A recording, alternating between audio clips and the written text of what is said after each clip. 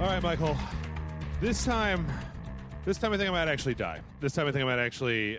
This may be the last podcast you ever hear from Jeff, because by the end of this, I may just be on the floor with blood shooting out of my nose and my brains coming out of my ears. Don't worry, we'll rebuild you better, stronger. Okay, good. Less explodey. Yes, and if you do, can we go full RoboCop, but RoboCop 1, not 2, where the guy He's all blue looking. Right. Also, no nuke. I'm just going to say that right now. Please don't addict me to nuke in order to get me to do what the cops want to. What about the jetpack from RoboCop 3? No, not that either. I prefer just classic RoboCop, as should we all. So, hey everybody, welcome back to the Rage Select Podcast. I am Jeff. And I'm Mike. And we have a kind of a strange mixed bag of news and trailers and whatnot this week. But I feel like I got to start out with the reason I'm so tired. Amanda and John got married today. Yes, they are now Mr. and Mrs. Rage Select. Yeah. Wait a minute, that's not true. Sure, let's go with that. I didn't give the sashes out. The sashes are still in my closet. Nobody can be Mr. and Mrs. Rage Select because you forgot them at home. That's all that happened.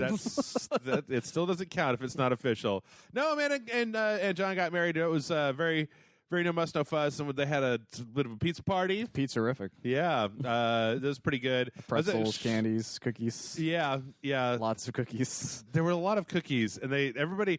I felt like the cookies were getting pushed a little bit. Like, look at these cookies. Look at these pizza cookies. I'm like, I just had 5 slices and a pretzel. I don't think I can fill up cookies. This place makes excellent pizza. I just had banh mi pizza. I'd rather have another slice of pizza than a sugar cookie. Which looks like a pizza. Yeah, it does. It does indeed. There were good cookies though. I had a couple. I thought it was funny that Matt was there, and that Matt was like, "Ooh, cookies," and I was like, "I'll trade you all my free cookies for all of your free pizza." And he was like, "Deal." So yes, everybody get on social media and tell Amanda and John that everything is awesome and that they're great. The only byproduct of this is that you're gonna have to put up with a lot of pizza belching from me, because I usually don't eat pizza. Probably about the same. Because it makes me a little ill. And especially, you know what the problem is? Okay, this is quick derail, and then we'll get back to it. There's never... Okay, you know what the problem that I have is? Here's the problem. What is that? Nobody will give you a reasonable amount of pizza. No place serves a reasonable amount of pizza, because here's the problem. A single slice of pizza? That's garbage. Get the fuck out of here with your single slice of pizza. Here's a slice of pizza and a salad and a drink. Go to hell. I want more pizza than one slice. Even the big New York slices, whatever. Fucking get out of here with that shit, right? I want more than salad, really. Yeah, well, I think the salad helps. I think it helps with the pizza belches. Is that what it's supposed to be for? You're supposed to have some roughage in your diet. Push all that pepperoni and cheese through. I just put more pepperoni in. That's all that happens. But then a large pizza is too much for one person to eat, and I will eat a whole pizza if you just let me alone. Because I feel like when you go to a pizza place, there are 3 options. Here's one slice, and that's not enough. Here's a pizza buffet, that's way too much. Or here's one pizza for you to take home with you. And do you really want to order delivery for a small pizza? Yeah, it's kind of pointless to even order a small pizza. And let's all stop kidding. It's already so expensive. Let's stop kidding ourselves. A small pizza isn't even a very, it's a worse pizza because it's just got less surface area. Yeah. It's less satisfying. It's a lot of crusts. What I really want is I want half of a large pizza. I want one half of a large pizza, and I don't want you to bring me the other half. You keep the other half. You, Pizza Hut, Domino's, whoever. What about a Pac-Man pizza? With one piece cut out? 1 or 2 just gone. I still think I think I need half of a large. And I know that everybody else is going to get a medium. And I'm like, listen, there's a difference between what a large pizza tastes like and what a medium pizza tastes like. He's not wrong. You get more surface area with more toppings. So that's the problem that I have. And then especially whenever it's a party or a family event or something like a catering work event, they're always just hey, we got all these pizzas. You eat as much pizza as you want. And I'm just like, well, you fucking undone me. I'm ruined with this amount of pizza. So you want a restaurant kind of like the restaurant from Seinfeld where all they did was take off the muffin tops? Yes. But instead it's half pizzas? Maybe. Either that or I need a big bouncer to come by and be like, that's all. You've had 4 slices. No more slices. You're done. You can have a salad if you want, but no more slices of pizza. And I'll be like, oh, come on, Frank. And he's like, no, you hired me to do this. But I mean, like, I don't know. I don't know what the answer Get is. him from Craigslist. I'm sure Frank's Maybe very it was nice. it's like maybe it was like half of a large pizza and then like a salad and maybe like 2 breadsticks. But what do they do with the other half is my only question. Give it to somebody else. You just give it to like a homeless guy kind of thing? No. Like make it like make it a thing so that you can only order it in like pepperoni, right? Like a common pizza type that everybody is going to have. Probably just get a calzone then. Hawaiian. Okay, Ben Wyatt. Don't come at me with your calzone nonsense. Calzones are good. Yes, I agree that show gives calzones way too much crap. But when you want pizza, you want pizza. I don't know. I've just completely converted over to Chinese food because I feel like Chinese food, I can eat way too much Chinese food. Okay, and that's the other problem. I'm addicted to pizza, so when you eat too much pizza, I feel like it's dangerous. It's super dangerous. And it'll hurt you. And you'll be like, you can kill a weekend if you eat too much pizza on a Friday night. Let's say you go to the Mr. Gaddy's Pizza Buffet, and you just load up on a Friday night. Yeah, you could be down till Sunday evening. Like if you're not careful, you just have a whole day. You fall I haven't asleep. done that in a long time, but I used to do it a lot. Especially the Mr. Gaddy's one because they got that ranch. And then you dip everything in that ranch. And yeah, I used to go all the time, and then I realized me by myself at a Gaddy's Town buffet just looks weird. You need like judgmental friends with you, or at least somebody there so that you're not just like somebody to stop you, basically. Right. No, you need somebody there to see your shame, right? Like, yeah, you need somebody to look at you weird when you get like 2 plates worth of pizza and then a plate full of pudding, right? Because you couldn't find any bowls for some reason. Sure. And then you're also like, spaghetti for some reason. Yeah, and spaghetti, and then you put the pudding on the spaghetti because you're like, fuck it, who's gonna stop me? Yeah, you kids are too small to stop me. It's like, I'll fight you. Oh, I can't because I'm covered in grease. Yeah, so can't catch me. So yeah, if I'm gonna pig out like a crazy man, I usually just do Chinese food because you can eat way too much Chinese food and it's okay. It's this is why I just go to the Golden Corral, so my shame is equally matched by everyone else. You know what? The internet has ruined most of those buffet places for me, especially Gold Corral, because like I mean, like there's infinity videos on the internet of like, look how gross all this is. And I'm like those kids from that video where that British dude shows them how chicken nuggets are made. It looks all gross. And they're like, how many of you would still eat this? And they all fucking raise their hands. Yeah. I'm like, yeah, kids, fuck that guy. Yeah. Anyway, congratulations to John and Amanda. Pizza's delicious, too delicious. Pizza power. A little too delicious, if you ask me. Just ask my doctor. Yes, I'm sure. Yeah. And what is it, man? Like other. Like I don't feel this way about spaghetti, right? Which is like marinara and like like bread and cheese, it's meat. It's got the same ingredients, and I'm just like, I can fucking take it or leave it with spaghetti. But like, I'll just shove pizza in my face until it's ruined. I assume there's a third ingredient that's just crack, and then I'm just because I'm obsessed. Like I'm just addicted to this. Yeah. I literally cannot quit pizza cold turkey because I will have withdrawals. I had to a long time ago, so I only eat it now. I don't want to go to that pizza party and be like, oh, this is nice. I already ate before I came. Should have just ate all of the pretzels and the cookies. That would have been. I want that. That's even worse. Anyway, before we jump in here, just a quick recap to talk about a little bit what we've been watching this week. I started watching Luke Cage season 2. Which I think I like more than Luke Cage season 1, and probably more than Jessica Jones season 2, Defenders, and Punisher, and Iron Fist. See, I've seen the only one of those shows I haven't watched all the way through is Jessica Jones season 2. Yeah, because the first half of Jessica Jones season 2 is great, and then after that it's awful. At least for me, it was. With Luke Cage season 2, I have to agree with you though that I enjoyed it more than pretty much all those other shows that you mentioned. I haven't finished it yet, so if it gets bad in the back half, sorry, but so far I'm liking it. The only problem that I have with it is that it seems to have like a really good kind of like crime noir blaxploitation like script, and you know what? I realized this while I was watching it. Every one of those Netflix shows, they're shot so dull. Oh, absolutely. Like they're just like put the person in the middle of the frame and then go 180 back to the person that they're talking to. Like there's no art in the cinematography of it. And like with something like Luke Cage, I feel like it could have had like a lot more character if it had just had somebody who knew how to work a camera, right? My other issue with the Netflix shows is that most of them have really bad choreography for fight scenes. Like Luke Cage, I think for me is one of the biggest or one of the worst ones about it.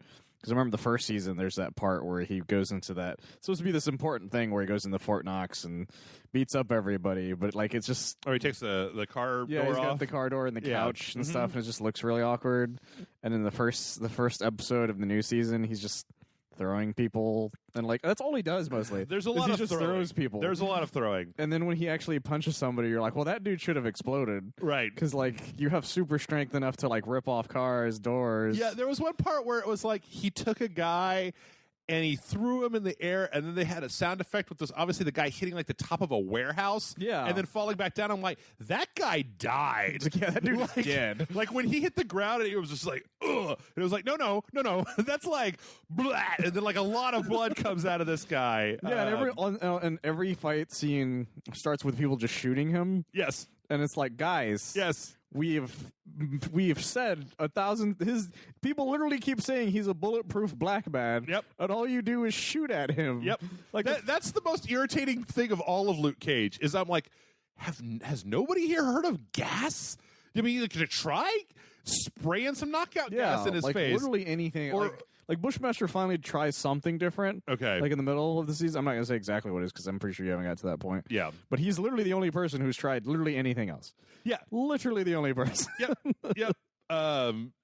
Yeah. Even Diamondback was like, I'm just gonna put on a terrible looking suit and fight you, and I'm like, yeah, you look awful. I don't know what the fuck this bullshit is. I like Bushmaster a lot more than I liked Diamondback. He's super charismatic. His fighting is actually, for him, his choreography is pretty good, and he just whoops Luke Cage's ass. Yeah. Like right away. Yeah. Anyway, I don't know. I'll be interested to see where it goes from here. So you saw a couple movies last week, right? Yeah, I saw Ant-Man and the Wasp. Okay. And Sicario: Day of the Soldado. I don't care about Sicario, but maybe tell people like what, thumbs up, thumbs down. I liked it. Okay. The first Sicario was just like so dry and long and kind of It's like super dark. The first one. Yeah, I was like, what are you trying to say, Sicario? That like Mexico and the border is a very violent place. Like I knew that, Sicario. I didn't need you to tell me this, Sicario. Yeah, we live in Texas. We know these things. Yeah. Ant-Man and the Wasp, though, I've been curious about. How was that? It's super fun. Okay. It's if you like the first one a lot, you'll like the second one a lot. Okay, so we're back to kind of funky fun. Let me ask you, does it take place post end of Infinity War? No, it's before Infinity War. Okay. But it has an after credit scene that shows That ties it in. Infinity Okay. War happens. Okay, cool. Yeah, it's funny because the first Ant-Man was kind of like meh on my list, but then I felt like as more things came out, I kind of gained a little bit more sympathy for Ant-Man, and it's almost like the Captain America Civil War made me like the movie Ant-Man more because of watching Paul Rudd interact with the rest of the people, and I was like, oh yeah, the movie was kind of fun. It really does make him even more interesting. Especially, there's a lot of great lines in this sequel about that sort of thing, because this is in the trailer basically. Is he's now under house arrest for his involvement in Civil War. Oh yeah, yep. And there's a great sequence where his daughter is like, well, how come he has to do this? And the agent's like, well, let me put it this way: is like, you have rules in your school.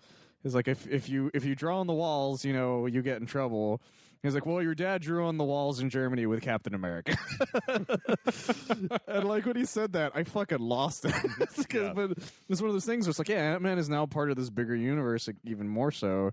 And all of his actions have consequences, even more than any of the other heroes, I think. Interesting. And so I felt like his stuff is even better. It makes Civil War a little better even now for me. Huh. That for the fact that like, yeah, when these guys got arrested, it wasn't just like, oh, you scamps. It was like, oh no, you're under house arrest and you're going to be on probation for 3 years. You can never see anyone ever again, kind of thing. It's like, oh fuck. Yeah. It's like life sucks. That's funny because that brings me back to Luke Cage and all of the Marvel Netflix shows and how lackadaisical law enforcement is. They don't give a fuck about Luke Cage. Oh my god! Like, well, they don't. I don't feel like nobody gives a fuck about anybody on any of those shows. I feel like, but I mean, like Luke Cage, it's like the cops are either like, "Ooh, grr, Luke Cage, stop cleaning up the neighborhood, and then it's like, guys, Luke Cage's in trouble. They're like, oh, well, he's not a cop, so I don't give a fuck. I don't give a fuck. It's like, when do these take place in any way, kind of thing? Yeah. Like, if the Sokovia Accords have happened, Luke Cage would be super fucking arrested by now. That's also kind of a weird thing, yeah, with their continuity. Anyway, speaking of weird things in the continuity, flipping over to gaming news, we got a new Overwatch character. Yeah, it's the hamster from Bolt. Yeah, this is Hammond, who is a tank and is basically one of the research subjects from the lunar colony that was given enhanced intelligence. And has now, like, okay, so the whole story is that he had an enhanced intelligence, was bigger, grew bigger, physically bigger than a normal hamster. Yeah. Kept getting out, and that when the monkey riots happened and then Winston left, that he took Hammond with him, but that Hammond came down, like he had this pod, and the pod came down in Australia near the Junkers. Yeah. And that he then took his pod and turned it into this quadrupedal armored tank and competed in like the Junktown Thunderdome, basically. And they gave him like first prize and a bunch of money and stuff. Meanwhile, nobody in Junkertown knows that it's actually a hamster in there. Like, they just know about this big ball. So this is a new tank character. It's got a quadrupedal tank with 2 guns. It's funny because the character is actually on the PTR, so you can actually see what it's like. And okay. The most interesting thing is that, okay, so it looks like they've got a grappling hook. Okay, so we got the machine guns. There's a tiny hands shield that they can pull up, and then there's a grappling hook. But what the coolest thing is that at any point the character can like hit the duck button and it turns them into a giant ball, and then that ball is like can hurt people just by running into them, and you use the grappling hook to basically make it into a wrecking ball. Yeah. Like there it happened right there. Yeah, and it looks really fun. Like, it looks like the ultimate is like a proximity mine deployment. They really needed to make him different than Diva more than anything. Yeah, because she's also, the quadrupedal tank kind of thing. Yeah, and he has such enough differences to where it's completely different. I feel like it looks. It's just very different. Like the HUD in the normal part kind of looks similar. Yeah, in the way it shows them controlling it and the way the guns are laid out. But overall, his actual movements are completely different. Well, the ball thing is really interesting. It's like a traversal style that none of the other characters really seem to have. Yeah, it feels like something that would be great for when you need to get to the payload fast enough for before the time's over, right? Like I can also see this being a really interesting character for Ilios. Absolutely, because it's got so many places where you can knock people off the edge of the map. Like, it seems like this particular character has got like mines there too. Yeah, that's his ultimate. Is basically puts down a field of proximity mines. I like the idea of this character a lot, though. Yeah, especially as a new tank. I don't know. I think it's really cool. I know that I say this every single time that anything Overwatch happens, but like, I really fucking appreciate the fact that in this day and age in which we live, it seems like Overwatch has taken their microtransactions and they've used it to give us just content after content after content that would in any other game have been paid for, right? Oh, like every one of these characters would have been like what, $15 at most? I get the feeling that my money is on packs of 3 characters and maybe like a level for $15, right? That's kind of how Call of Duty would do it. Yeah, probably. Like, it all depends on the company sometimes, because like fighting game, multiple characters, they vary and how much they cost. But the amount of work they put into these characters and then just let you use them for like basically no money extra is amazing to me. Yeah, it is. And this character looks like a really fun character. Oh, who was the last one? Was it? It was Doomfist? No, it was that woman. Marisa? I can't remember her name. Oh, Brigitte. Yeah. Who was interesting, and I feel like I've seen some people use her, but then there's been a lot of weird changes with a lot of characters recently. Yeah, they've buffed people, debuffed people, that kind of thing. Yeah. At some point, I'm going to have to go ahead and get a buy Overwatch on the PC and so that I can get on the PTR when these things happen and show y'all what this is, because this really does look very, very fun. So It looks like a hell of a lot of time. yeah, good on you, Blizzard, and I don't know, a lot of people. I feel like there's no shortage of people on the internet that are just like, "Whoa, here's how Blizzard is ruining Overwatch," and it's like, man, I've been watching people say that Overwatch was ruined since the day Overwatch launched. Well, since the day it was announced, they're like, Overwatch is ruining shooters, right? Because you don't have to kill each other. It's like, oh, so that sounds awesome. Yeah. Yeah, I almost get on the payload, you bastards. I almost even loaded it up the other day just to check it out, because there's actually been this is coming. It's currently on the PTR. I don't know when they're going to roll it out to the main servers, but the new features patch came out that has the player endorsements, where you basically, if you play with somebody who does a very good job, you can basically say, like, this person did a very good job, and then they get like a positive rep. It's kind of like the opposite of a reporting for bad behavior. So it's like you remember, I think it was on the 360, the profiles had the ability to praise people. Yes. So like you can end up playing with them more that way. Yes. There's also new looking for group, where you can basically try to find like a certain, I don't know. It is what it says. You basically you kind of choose what you're looking for, what roles you want, and it'll try to hook you up with people so that you can get a good balanced team. I think that's a great idea if people actually follow what they said they want. Yeah. And then finally, they've got the player endorsements, and then they've got the third thing is that a bunch of Symmetra changes have come, and they've moved Symmetra from a healer into the support category, into offense category. Oh, okay. Well, that makes a little more sense when you think about it. Yeah, I know more people who used her as an offense character than an actual support character. It's weird because I feel like there's no reason for her. They'll attach turrets to basketballs and launch them at people. Well, like, okay, you know how normally when you set up a squad, the game would actually like tell you for balance. It would be like, hey, you need a healer, hey, you need a tank, hey, you need a sniper, maybe like a defensive character. Symmetra should never have been in the healer category. I never understood why, because nothing she did was healing wise. Yeah, as far as I knew, there's no buffing. Like, she doesn't do anything that is either a buff or a heal or anything like that. So, yeah, she was a support kind of character with her teleport, but that's about it. Yeah. Also, they've merged the I think the offense and defense characters together into one group called Damage. I think that's interesting. So it's like damage, tanks, and support basically, because they felt like the defense characters, they weren't really like defense, they were just kind of weird variations. Yeah, because Hanzo was considered a defense character, and even that felt kind of strange. Junkrat, Junkrat's a total offensive character. Yeah, I was like, that makes no fucking sense. In more ways than one, if you know what I don't know. But anyway, if you need a reason to go back to Overwatch, hey, look at this. There's a bunch of cool stuff that's in Overwatch. Overwatch is good at making me want to come back. Yeah, it's one of the few. It's like 2 years old at this point. Yeah, it's been a while. I can't say there's a single multiplayer game out there where I'm just like, ooh, I want to go back and play Star Wars Battlefront 1. Yeah, they're like, here's the new Han Solo. You can be Donald Glover. I'm like, that's cool. Can I use him right away? No. Well, then fuck you then.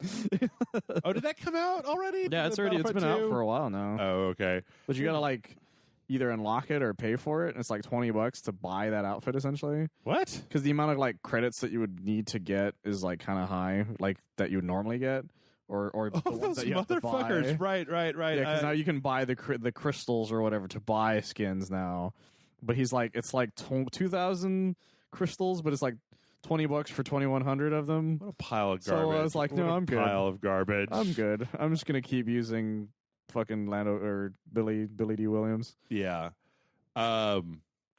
Anyway, this week we have a lot, and I mean a lot of stories about lawsuits. So everybody get your legal briefs on. Get them out of the drawer. Put them on. They got the little gavels on them. Bang, bang, bang. This one is super interesting, though. Yep. The first one that we've got is in regards to something that you and I talked about last week. Yep. Which is the making hookers Westworld phone app Fallout Shelter thing, right? Yeah. So it turns out that this game was made by a company called what the hell is the name of this company? Miss Stealing Pants. No, it was made by a company called Behavior Interactive.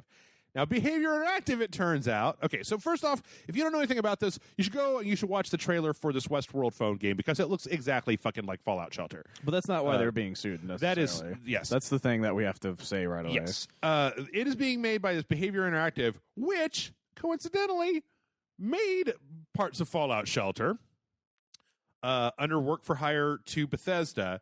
And now Bethesda is suing Warner Brothers because they say that this company basically ripped off the code that they used for Fallout Shelter to make this Westworld game, specifically citing an early build bug from Fallout Shelter that is exactly the same bug in Westworld. Now, that's a little bizarre. It's a little damning though at the same time. Yes. Like, it's one of those things where somebody will make something and they'll put an intentional flaw in it. So if somebody takes it, they can find out right away. Yeah. Like, they didn't do it on purpose necessarily. It's just that the original version had that bug in it that they fixed in the one that came out eventually. Yes. But the fact is, they were dumb enough to still use that had that bug. Yeah. So it's very odd. I actually think that there's a case to be made about. Well, I feel like a lot of this just brings up. Okay, so then let's finish the story first, and then Warner Brothers shoots back and basically says, no. The assertions that by Bethesda Softworks that Warner's Westworld mobile game improperly used source code from Bethesda's Fallout Shelter are as surprising as they are unsubstantiated. Warner Brothers has been assured by the game's developer. I don't know what is that. Behavior Interactive. Is it Yosemite Sam? Yep, that Bethesda's allegations are untrue and that none of Bethesda's code was used in the Westworld game. Moreover, contrary to Bethesda's baseless accusations, Warner Brothers at no time induced behavior to use the Fallout Shelter code in Westworld. So now it's also worth noting that Bethesda and specifically their parent company, ZeniMax, are a little lawsuit happy. Like, they're the ones that sued Oculus over Carmack leaving and taking intellectual property, which actually got settled for $250 million this week. But I know that.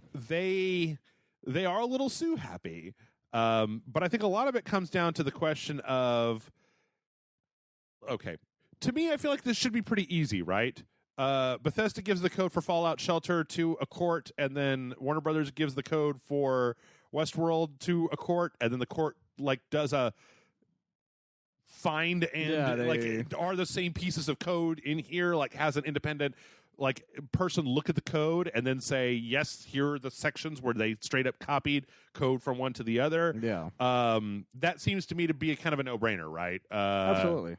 But I don't know. It's, Warner Brothers is a big entity that doesn't like getting fucked around with, so yeah, they're gonna fight it as hard as they can because they have the money to do that sort of thing.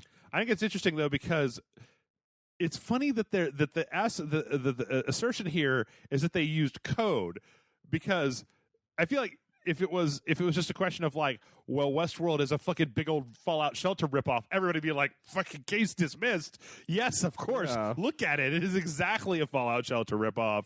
But that's not something you can really sue anybody for nowadays. That's true. I don't know. This one will be kind of interesting to see, though, because if you could, everyone would sue each other about Battle Royale. I mean, everyone, including the people who wrote Battle Royale. Well, funny you should say that, because even though it's a little bit out of my order from this week, one of the things that did happen this week was that PUBG dropped their lawsuit against Epic over Fortnite. Thank God they're smart enough to do that. Yeah, which is good. Good for them, because that was a little bit of a weird one, and they weren't exactly. It made them look really bad. It made them look petty as fuck, basically. Super petty. But yeah, they went petty as hell.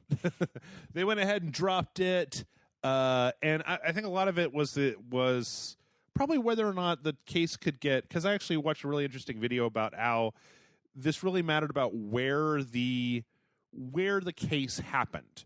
because if they could get it tried in Korea, I believe, then like the copyright law there is very different than it is here in America. It's not considered to be like as important to their courts that you get to make a shitload of money off of the thing. Like it's just like your ability to make an infinite amount of money off of a thing is not as important to their society, and so copyright cases tend to be ruled on slightly differently. Oh, but okay. in any case, you are correct in that it did make them look petty as fuck. There's a lot of petty as fuck in this world, though. Yeah. Including Sony.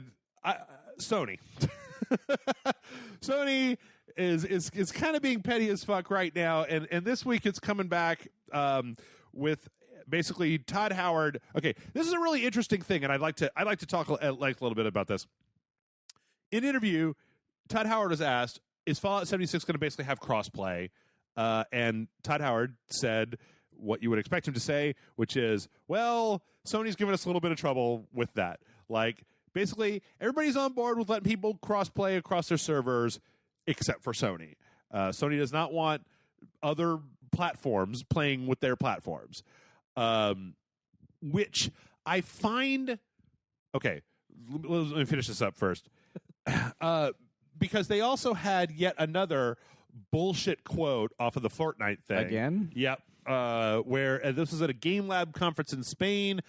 Sean Layden was asked, and he said, "We're hearing it. We're looking at a lot of possibilities. You can imagine that the circumstances around that affect a lot more than just one game. I'm confident we'll get to a solution which will be understood and accepted by our gaming community, while at the same time supporting our business." So Yeah, just that's dumb as hell. like fart noise. That's their way. That's their way of saying we're going to set it to where you can use your accounts on there, but you can't play with each other still. Yes, is what they're probably trying to do right now. Now, I'd like to talk about something that I think is really interesting, is that specifically with Fortnite, I feel like people have gone from last console generation. I don't think anybody was butthurt that the consoles wouldn't let you play with PCs, or the PCs wouldn't let you play with consoles, or that the consoles wouldn't let you play with each other. Well, the idea just wasn't like people used to make jokes about it all the time. They're like, "Wouldn't it be great?" But no one ever tried asking each other, essentially. Right. And so it never really bothered anybody. Like, they had no reason to. A lot of the games that you would even consider having crossplay were like 80% shooters during that generation. Yep.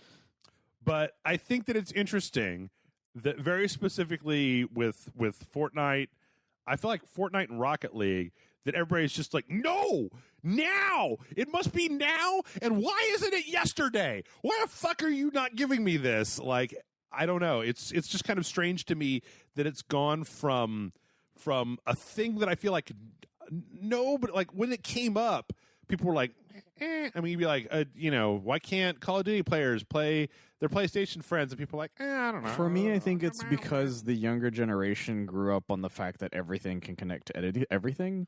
Whereas, like, when the PS3 kind of came out, that was still fairly new to some of them. Like, so the fact is that we were used to the idea that a PlayStation couldn't play a Nintendo game, and a Nintendo game couldn't play a PlayStation game. Yeah. Although, ironically, they were supposed to.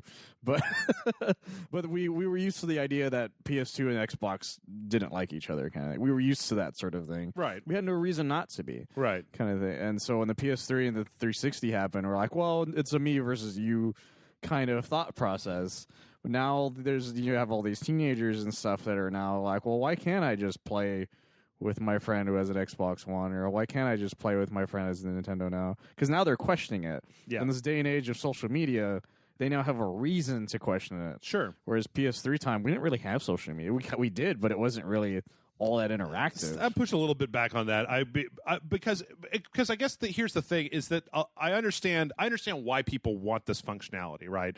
They want to play with their friends who are cross-platform. Everyone wants to be able to do everything all the time, whatever, right?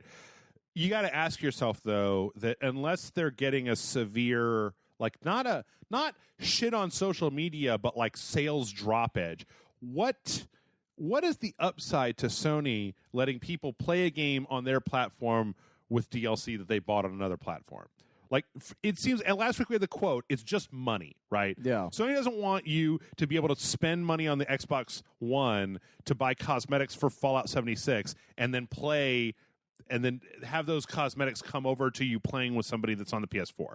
Basically, they just want a monopoly so they can get all the money, right? Yeah. And I guess what I don't understand is that, yes, that's shitty, but I can understand that. Like, I can kind of understand it because there's... Well, swamping accounts is one thing, but just letting them play with other people, I think, is a little different, though. Because at that point, they're not actually losing the money on it. It's just that now they don't like the idea of not people spending money on their console in general. I think that, I think you make the case to say if somebody can play the game on their Xbox One with their friends on the PS4, then they have no incentive to basically buy a PS4, play it on the PS4. If you have a closed system, PS4 people can really only play with PS4 people, then like if your friends all have PlayStation 4s, you have an incentive to go out and get a PlayStation 4 to play with your friends as opposed to being able to just pick your console of choice and kind of come in from the outside. Yeah. Which then facilitates you buying DLC. I guess I find it really interesting how quickly this worm has turned, because I feel like even when the Rocket League thing came up, the people were like, ugh, Sony, whatever. And everybody just kind of got on with their lives, but the Fortnite happens. Fucking God forbid, I can't. God! It helps that there's a lot of celebrities playing these things, too. Yeah. And so now the outside world is really paying attention to it even more now than they did before. Yeah. Because with Rocket League, it was just like, this is just a fun game. Like, everyone who played games would stop hearing about it, but that's people who play games. Sure. Like, Giant Bomb talked about it literally, like, every freaking week at one point. But it was one of those things where like, you didn't hear about, like, a famous musician playing it kind of thing. So that wasn't really in the mindset of the public in general, I guess, if that makes sense. I guess I just feel like this is probably something that's not going to. I don't know. Like, it was a big deal that the Street Fighter V could play with PlayStation or with PC people. With in general. PC people, yeah. Like, this is still new territory for a lot of us. I agree. I don't think Sony's going to cave on this one. I feel like they're just going to be like, not in this generation. Yeah, I feel like you could shit talk them on Twitter all you want, but that Sony's going to, unless they see a dramatic sales dip, there's their incentive to do this. It's more work so that they can not make as much money. Like, I guess that's what I look at it from the corporate side. Say like, okay, well, you guys have to do more work. And the end result is that you don't get as much money as you would have gotten by doing less work. And so the problem with that I kind of have is that every time they're asked about it, like developers are like, oh, it's a switch, basically. That's all it is. Mm-hmm. Like, we just flip a switch and then everything connects. So sometimes it doesn't really sound like it is more work. It just sounds like they put duct tape over the switch and said, don't touch that, and then walked away. Okay. Yeah, that's legit. Yeah. I don't know. We'll see. I'm sure that this is not the last that we've heard of it. It's also not the last we've heard of Fortnite, because Fortnite has a lot of stuff going on the Battle Royale scene this week. So there's a 4.5 update for Fortnite that had a thing called Playground, Battle Playground, I believe, or Playground mode, where basically you could go in and you could kind of practice, which was kind of cool. That's actually a really good idea, though. Yeah. There's also a bunch of new stuff. I think in the 4.5, they were going to have dual-wield pistols, a fireworks cannon, a few other things. Unfortunately, this playground mode was basically put up and then like 2 hours later was taken down. Wait, why, though? I don't know. Apparently, they had there was some kind of problem with it. They have multiple teams that are working on it. And so very few people got to actually see it. But I think that that's a really good idea for Fortnite. They've gotten too big for new people to really enter, I think, honestly.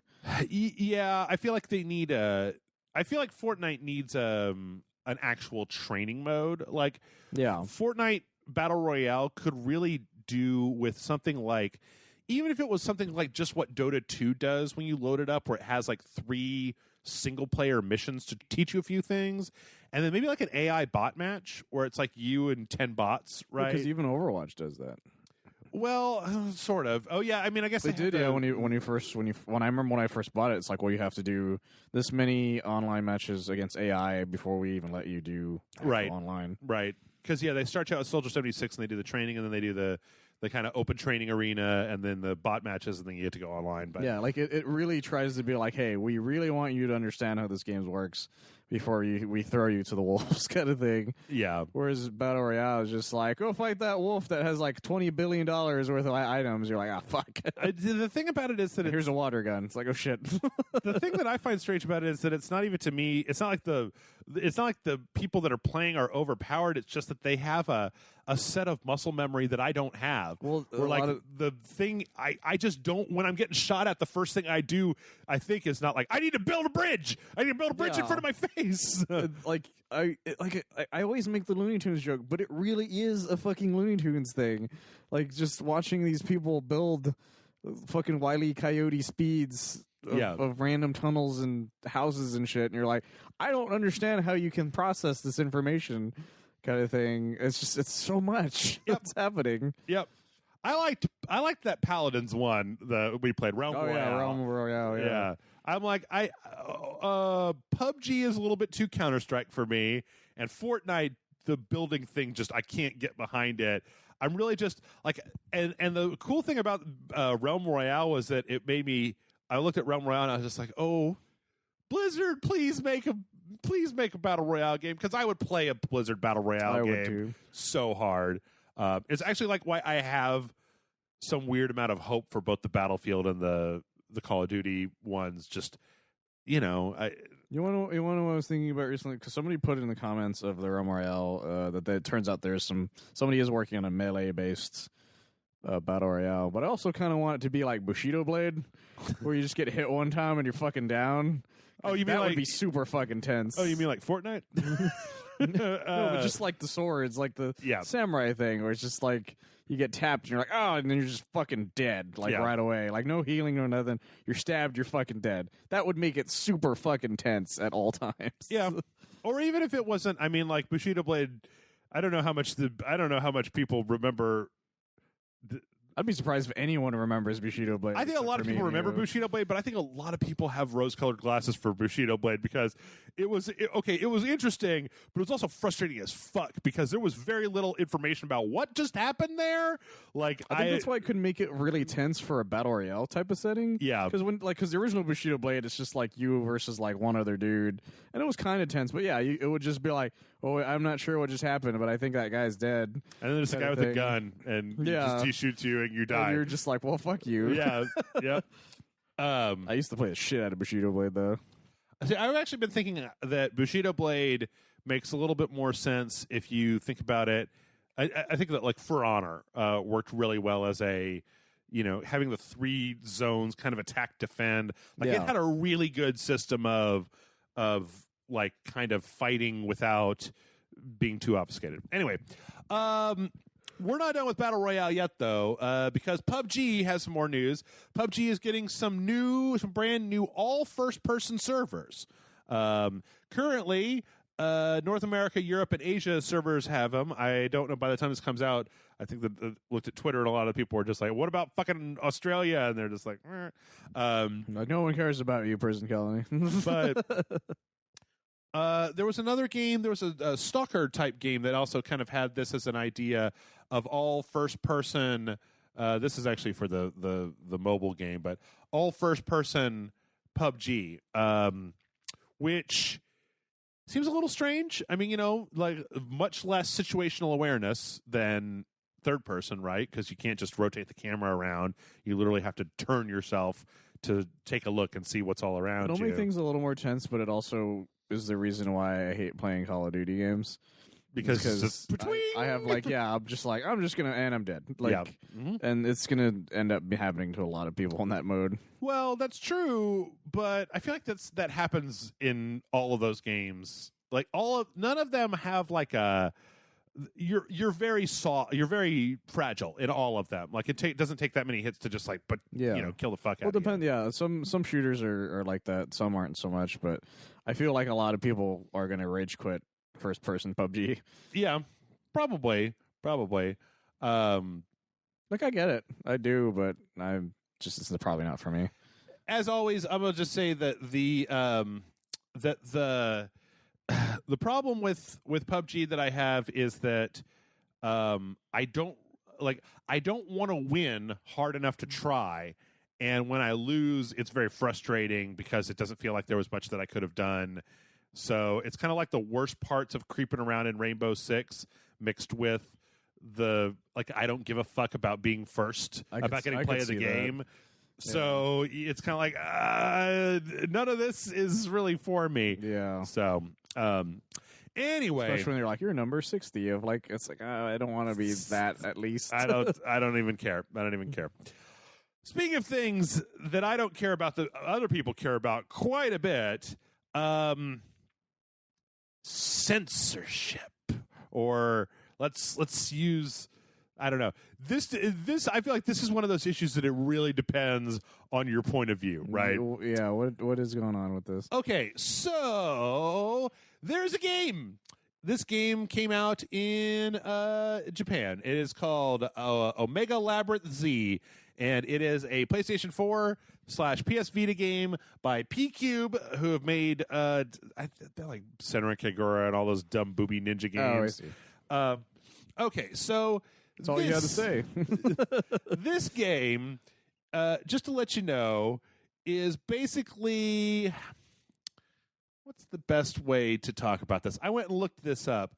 It's like okay, the actual gameplay is really stupid looking. It's just like a dungeon crawler where you're basically moving kind of one step at a time. It kind of looks like a roguelike game where you're walking around and you're fighting stuff. But then in between there are places with narrative where these anime girls, they like nothing on them moves, but their chests totes jiggle all around. And we're talking like this is a 2D picture of a girl, and when she goes to talk, her boobs jiggle all around. It's unnerving, actually.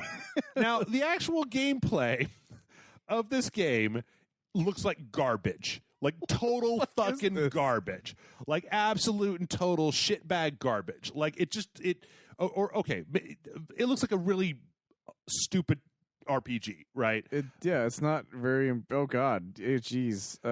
That's. But then, like a lot of games, it has a whole part where you basically, you have to like use the touch screen to rub stuff. Oh no! And then like you put a bunch of like honey on one of the characters, and a dog licks it off while she's going whatever.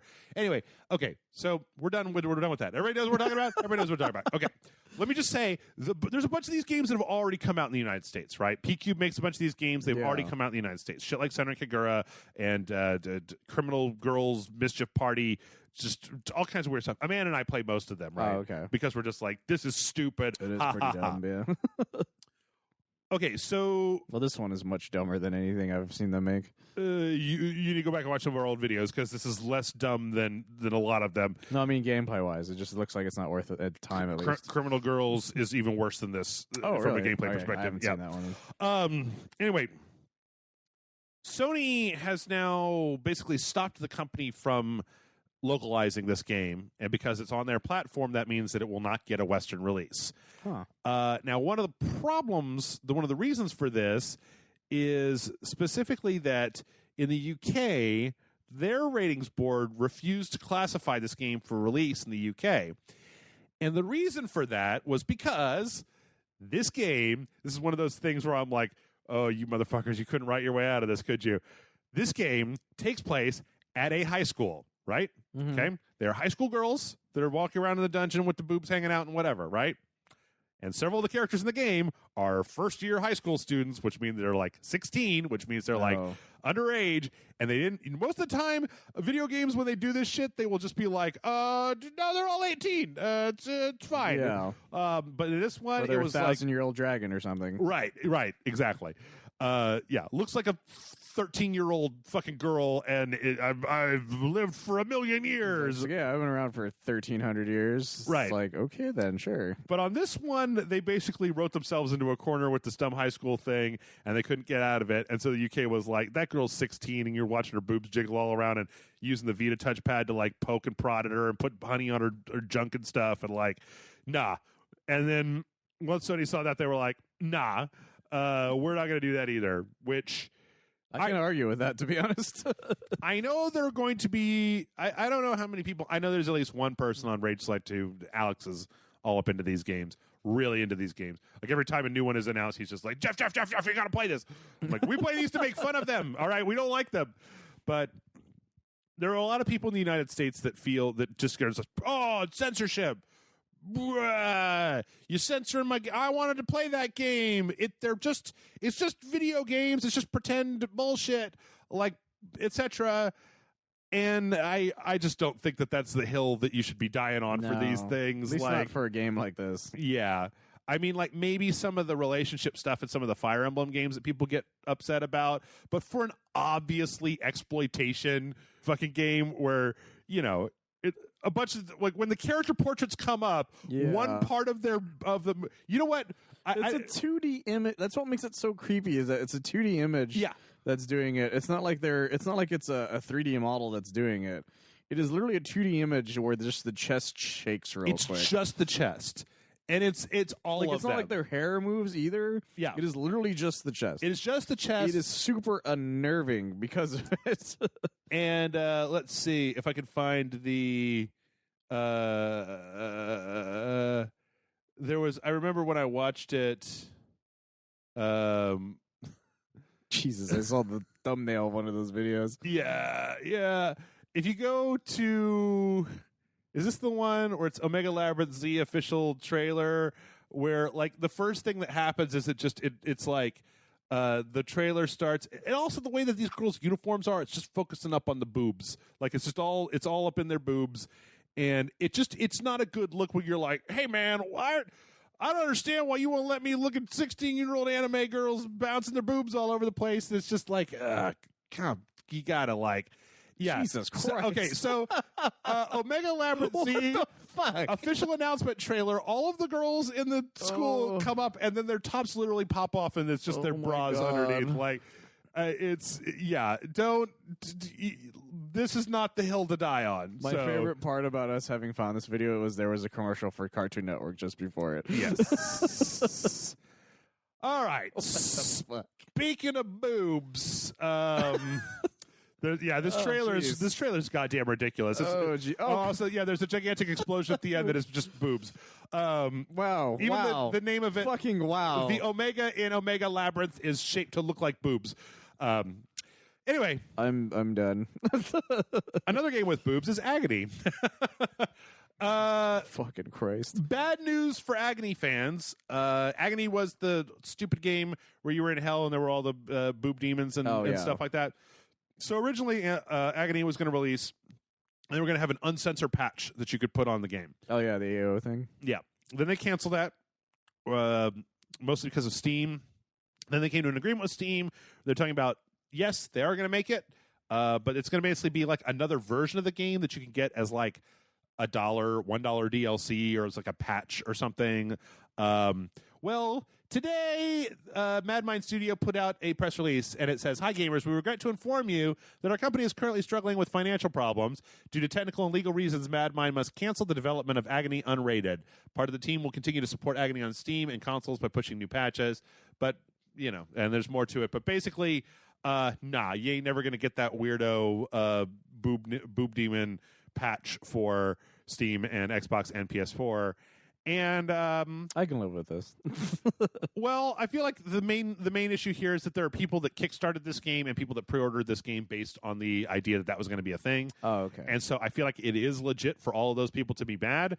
And all I can really say is, don't pre-order video games, and then maybe even think twice about kickstarting a game. Well, if you are, like, why are you doing it because you really want adult an AO game? That's a little weirder, I guess. I don't know. Well, for this I'm not judging them based on that. It's just like I get it, but at the same time, yeah, you're right. Don't pre-order everything. This one is a little bit different because the adults only thing, like that the Project Omega or whatever, right? Omega Dungeon or whatever the fuck that stupid thing was we were just talking about. That was obviously like titillation, sexploitation, anime girls, right? This was like, we're going to make a fucked up version of hell that's going to be fucking terrifying, and it's also going to have a bunch of fucked up sex shit in it as well. And it's like, okay, man, I can kind of see where some people, you know, a lot of the people that I know, people like Tony or Brian Salisbury might be into that as a concept of just like, yeah, I like fucked up horror. Let's see what you can do. It depends on how it's done, I guess. Yeah. But the fact is, Event Horizon comes to mind. Right. I guess the main thing is just that it seemed like they said they were going to do it, and now they're just like, no, we can't do it. So what you're left with is a kind of M-rated, mediocre game that's just not very good. So, yeah. I think that kind of goes far from mediocre. I hated this game. I hate this game. I had fucking Tony and Jason on to play this game, and it turned out to be dick. Like, it turned out that this game was fucking garbage. I felt pretty bad for everyone involved. Motherfucker, I've been trying to get him on this show for like 5 years, and he finally came on, and I'm just like, I'm so sorry, Tony. I'm so sorry. All right, let's speed this up a little bit. Amy Hennig has left EA after the... Good for her, yeah, I think. After apparently scrapping whatever the Star Wars project that she was working on to make a new service-oriented or whatever, blah, blah, blah, blah, buzzword, she decided to just GT the FO. I can't blame her, though. Like, they just randomly pulled the plug on her, and they're like, single-player games will not sell, and then God of War came out, and everyone's like, you're fucking dumb. Well, as a lot of people have pointed out over the years, don't trust any industry professional when they're like, well, looks like single-player games are dead. You've been saying that for a decade and a half. Just don't trust EA in general. Well, not even EA. Not even EA. Anytime anybody is like, well, that's the end of single-player games, no more single-player games, be like, you've been saying this for like 15 years now. You want single-player games to go away, but they're not going away. They're not going away. It's like, I will fight you on this. Yeah. Case in point, Cyberpunk 2077. Now, Cyberpunk 2077 is going to be a single-player game. It's not really going to have any multiplayer components as far as I know. But they did point out the other day that what they were showing to people at E3 is still pre-alpha footage of the game. Oh, so, wow. like, this game is still a ways off. And apparently the part that they were showing to people was like, this is a very small piece, and this is like what we have done so far. So it's still quite a ways away. Which I'm going to put my money on either 2020 or 2021, actually. I don't think there's any way in hell it's coming out next year. I think that at least it's going to be the year after. Will it have a C-Lab DLC that way, though? I sure hope so. Somebody's got to do it. Why not them? And so we've had a lot of like weird stories here. We got a lot of lawsuits, got some bummers, some things have gotten canceled, whatever. How about something cool? Some cool from our boys over at Nintendo. Go for it. It turns out that Nintendo has created a patch for Super Mario Kart Deluxe 8 that will let you use the Nintendo Labo motorcycle controller to control the karts in Super Mario, or to control the motorcycles in Super Mario Kart Deluxe 8 with the big cardboard controller. Okay, that sounds kind of awesome. How fucking cool is that? And not only can you do it with the Labo connected, but you can actually just put the Switch controllers in it and play it on your TV, but with the controller in your hands. So look at that. And not only that, it's free update. And not only that, but it turns out that you can go to Nintendo's website and you can buy just that one item. You buy just the motorcycle if you just want to buy just the motorcycle. Oh, that's actually kind of cool. So, and it's $11.99. That's not bad considering how much the Super Deluxe one or whatever it costs. Well, the robot's stupid. It's $80. Yeah. Like the other one if you're going to buy a Nintendo Labo, folks, buy the $60 one because it's got motorcycle, fishing rod, house, remote controlled car, and piano, and they're all real fun. Because is the robot one just that little like looks kind of like a Beetle-ish kind of shape or something? No. That's the RC car that comes in the $60 one. Okay. The robot one's like you put it on. Like oh, it's that's got a right. backpack and like gauntlets and a helmet and like feet and stuff. I forgot about that. Maybe it's great. Maybe it's the best thing that's ever happened. That sounds like something that would be fun to just fuck around with in general. Yeah. Anyway, Nintendo is cool, and I like this as a concept. So just paint it green. Looks like a Green Lantern construct. yeah, there you go.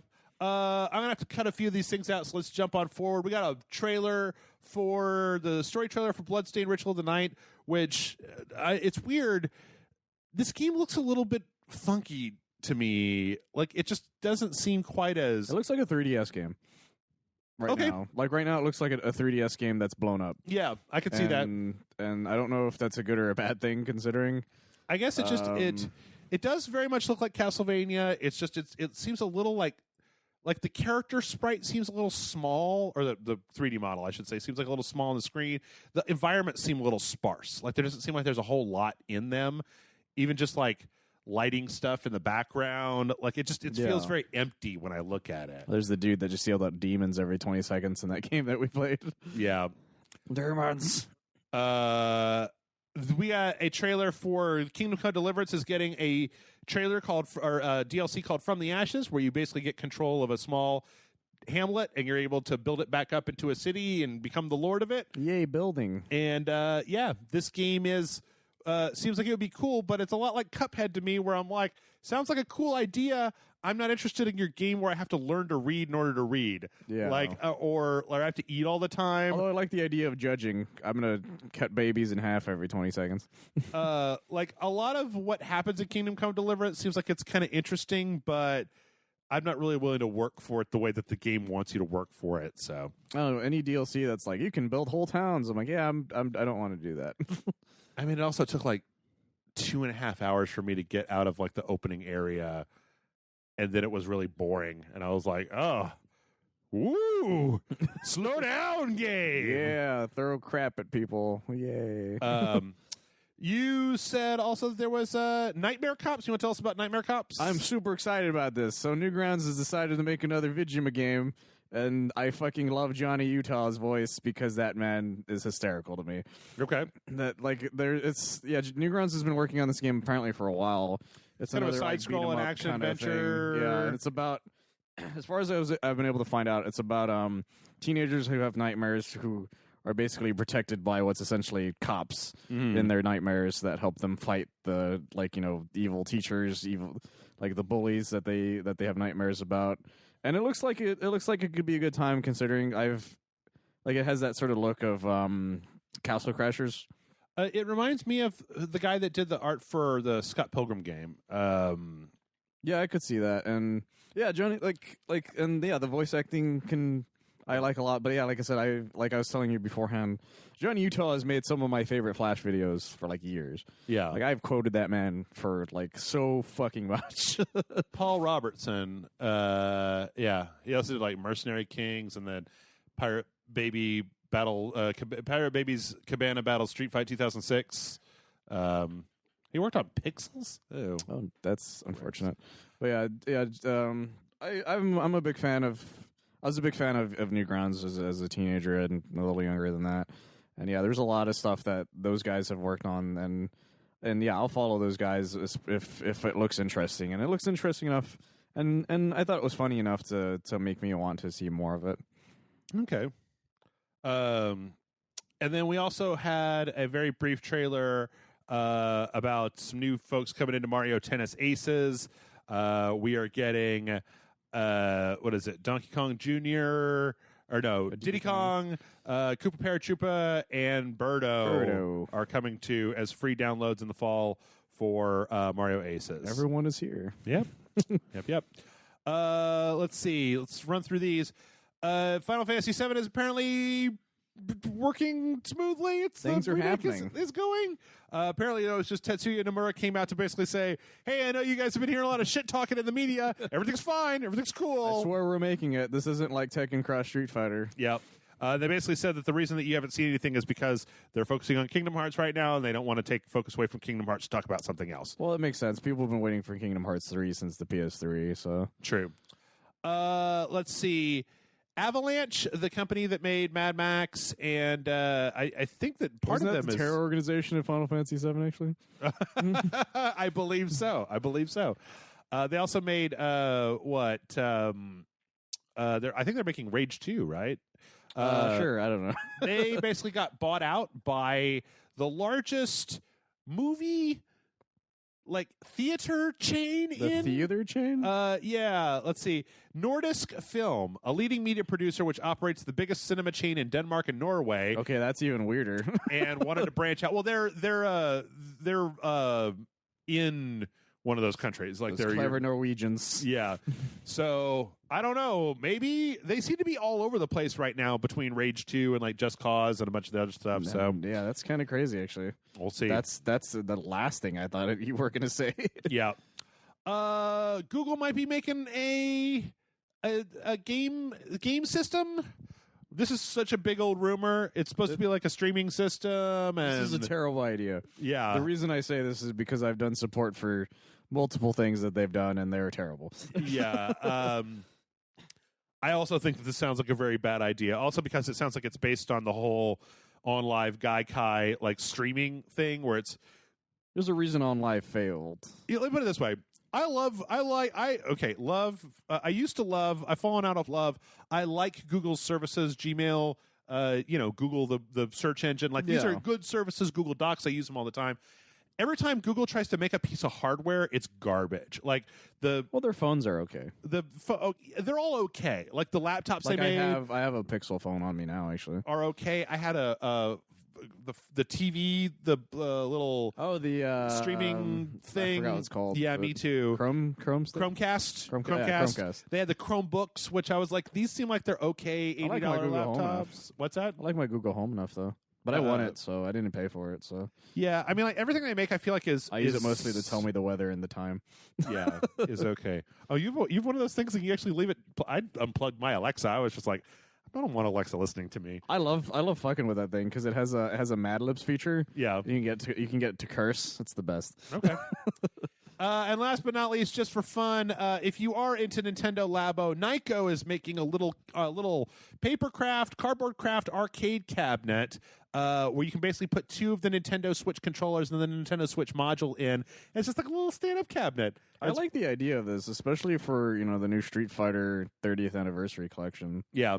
as well as a lot of those Neo Geo games they put on it. It's coming out on November 27th. It is $20, and it basically has these two little arcade sticks that stick on the top of the pads. It's got this little bracket for the Joy-Con so that you can get access to the shoulder buttons with these two buttons, and it's got a little paper cabinet that you put up, and you can kind of put the little thing, and you can boom, boom, boom, boom, boom, boom, put the Depending on Switch how in much it. how much I guess damage it can take. It could be fun. I can't speak for this one, but I can tell you that the Nintendo Labo stuff is real sturdy. So, anyway, thanks everybody. That's part one. We're going to go ahead and take a break. When we come back, we're going to answer some questions. So stick around, and we'll see you in just a minute.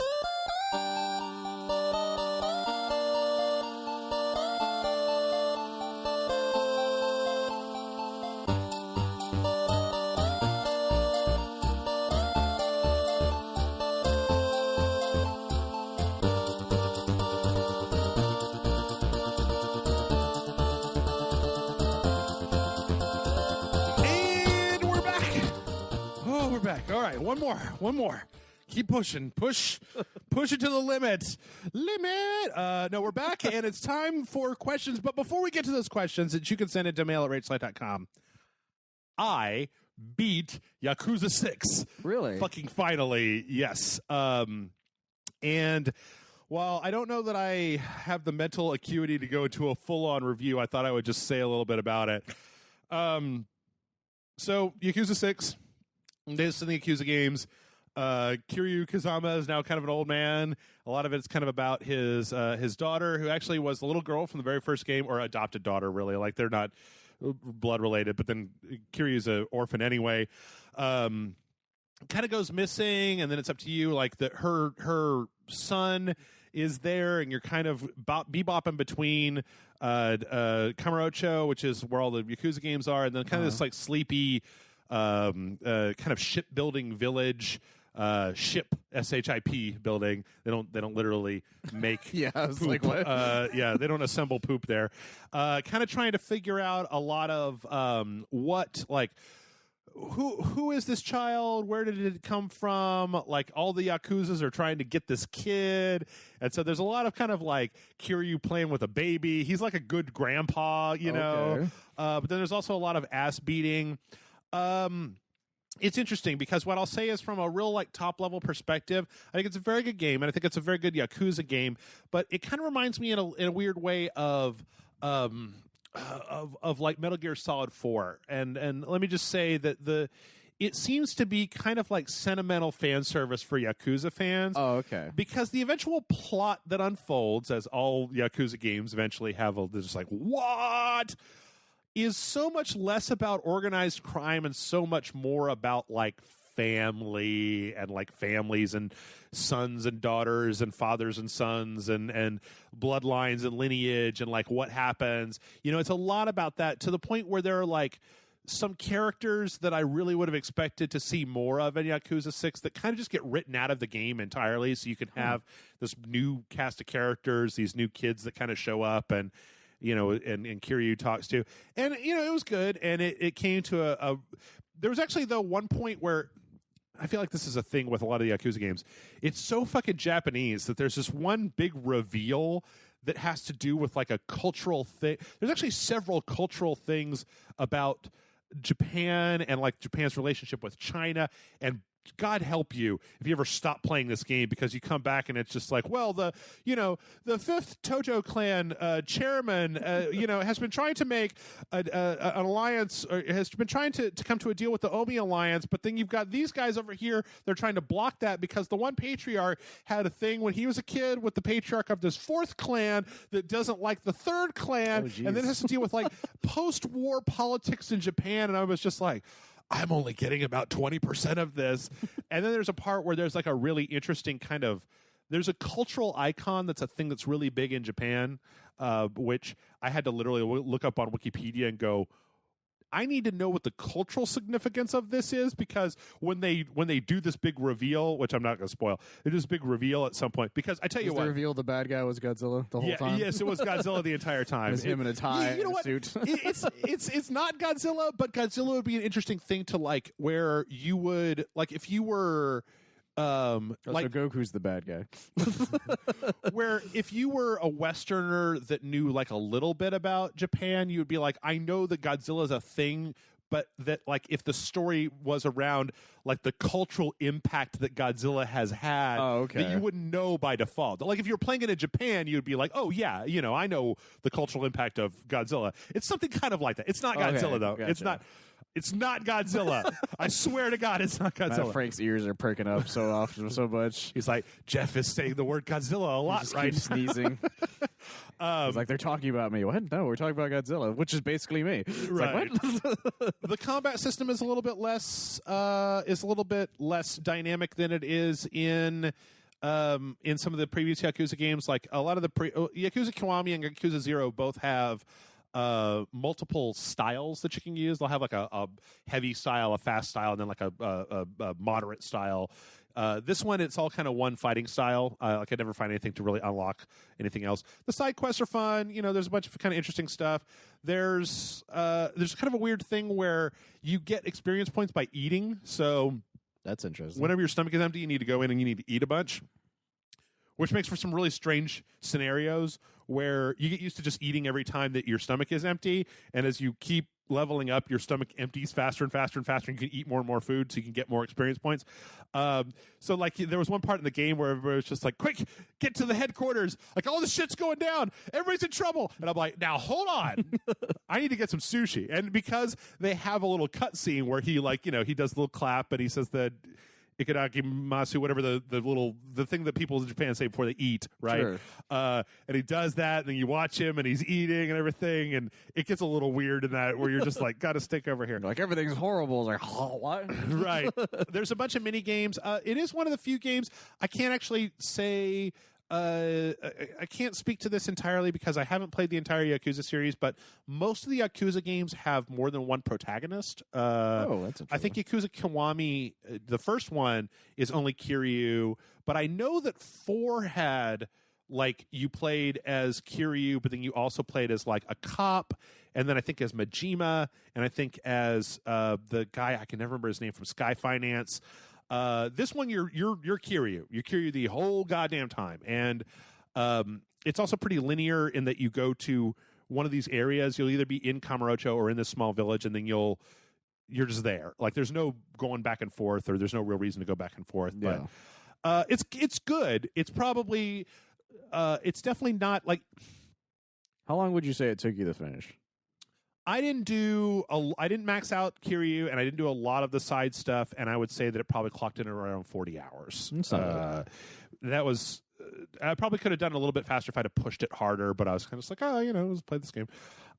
What I would say at the end of the day is that it's probably the least crime oriented of the Yakuza games, and it's much more family, clan, honor kind of stuff. So it's the Fast and the Furious of the other ones. It's all about family. Yeah. There's a lot less Corona being drunk, though. So, but I don't know. It was all right. I think that Yakuza. I think that it actually probably would be a much better game if you played Yakuza 0 through 5 first, and you were coming to it as a kind of a big conclusion to the series. We go final battle kind of thing. Yeah, that it would probably have a little bit more oomph because, you've watched Kiryu. The only thing is that there was a bit of it where it was like, this is technically the 7th game because they have the prequel game, right? Yeah. And in the prequel game, people fuck with Kiryu a lot, right? And in this game, street toughs, like gangs on the street, they'll fuck with Kiryu and he'll beat them all up, right? But there are a few points where the game, it's a little silly because it's like somebody's like, you remember in The Professional when Gary Oldman's like, oh, everyone, right? Where they're like, send everybody to fight Kiryu Kazama. And it's just like, guys, Kiryu Kazama fights 50 guys with guns and it doesn't fucking matter. Like, he will destroy everything. He's like he's like One Punch Man. And I don't know how you guys think that this is going to be the time that you took down Kiryu with a bunch of dudes on the street. It's like Luke Cage all over again. Exactly. All right, mailerselect.com is the email address. Our first question this week comes in from Will. Will says, hey guys, I'm catching up on videos and recently saw the Million Noir video, which got me thinking, what's the best video game that you've played that came from an unexpected source? I mean in the sense of a developer with no real prior history or any record to speak of, or from a country with no major development studios. Love the site. Have loved listening to you guys since the olden times. Best wishes from Will. Well, for me recently, it was Undertale. Oh, okay. Like, Undertale was just the game that just for me came out of fucking nowhere. Yeah. And everyone I knew was obsessed with it. And I finally played it and I was like, man, I get why you're obsessed with this. It's really, really fun. Yeah. I feel like there's a bunch of different examples of that that I could give out. I don't know about whole like a studio that came out of nowhere, but I can say one of the weirdest ones. People tend to forget this. Pre-Arkham Asylum, Rocksteady was not a really super good game developer. Like, I didn't even know what they made before that game. I think I played. There was one that was like a. Here, let me look it up. But yeah, they did make games. They made games before they made the Arkham Asylum series. Yeah, they made one game, and I remember that. It's called Urban Chaos Riot Response. It was a PlayStation 2 game, and it was not super good. And it was just one of those things that was really interesting where that company, like, they made this game and it was like, okay, it's fine. And then when they announced that they were making the Batman game and you were just like, oh, them? You're like, who are these people? Them? Really? Yeah, when it got announced, I was like, who are these people? Like, I've never heard of this company before. Yeah. But I remember I remember every step of the way for that game being made. I was just curious. I was just so incredibly curious as how this would play out. Like, when they finally announced that Kevin Conroy and Mark Hamill were going to be in it, I was like, I don't know if this game's going to be bad, but I'll play it. Right. Because I love those two so much. Yeah. And goddamn, was it worth it. Another one that I feel like this is kind of a strange one, but id Software. Listen, y'all, we can debate about this all the live long day, but I feel like id Software had been on a downward slide before they got acquired by ZeniMax. That, Like, I think that Doom 3 kind of sucks. Like, I know that a lot of Doom people 3 has a lot of issues that a lot of people didn't want to talk about at the time. Yeah. It's like you can't hold your flashlight and have a gun at the same time. That makes no that's fucking stupid. sense. It's really stupid. It's incredibly stupid. It's really fucking stupid. It's like duct tape exists, people. What is wrong with you people? Right. And then they came out with a special version where it lets you do that, but by then I was like, I don't fucking care about this game. Well, plus the other thing is that it wasn't exactly like, can anybody sit down and just tell me the story of Doom 3? Like, I don't even remember. Invades the UAC, and you got to close a portal, and you're a Marine, and there's zombies, and it's like, oh, you mean the plot of Doom 1, 2, every Doom? Well, you mean just Doom 1, yeah. every one of them? And then, like, so Doom 3, and then, like, Rage, which wasn't super great. It was okay, but it wasn't super great.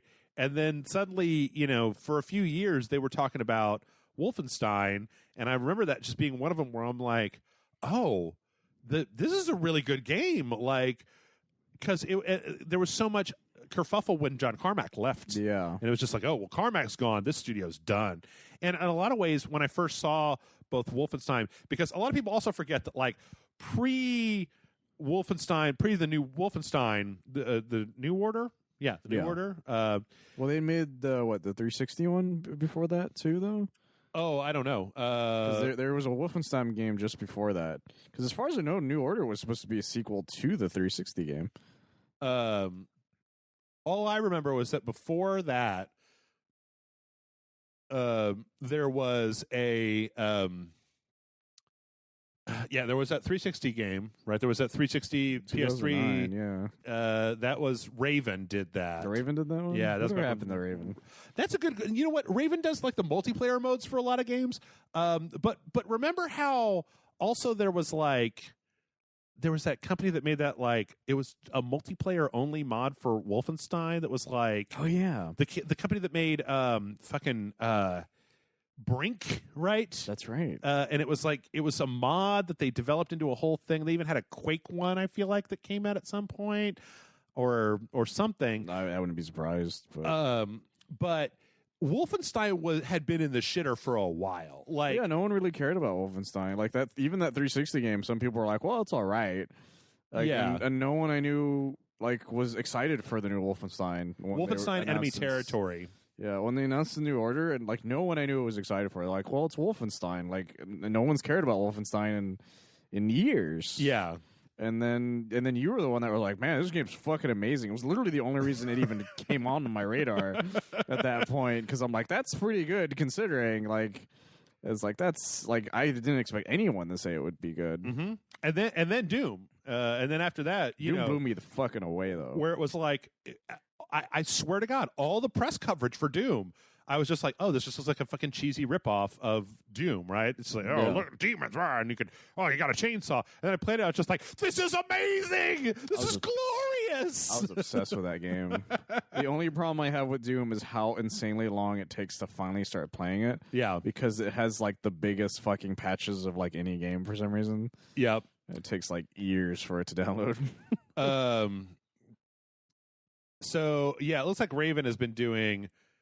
Looks like they've been doing like mostly Call of Duty multiplayer modes, which is a shame because Raven actually did something that did surprise me, which was the X-Men Origins game for Wolverine, because that game is so much goddamn fun. It's way more fun than it has any fucking right to be. See, I'm saying that, like, yeah, Ravens, that's an interesting one to go back to, because they, as a company, the fact that they've just been shoved into doing multiplayer modes for their games, I think really sucks, because they made Soldier of fucking Fortune. Yeah. Which, if you guys have never seen Soldier of Fortune, that game is great. It was like one of the first games to have like individual hit scan tech on the enemies, so that when you shot them in different places, they had different animations.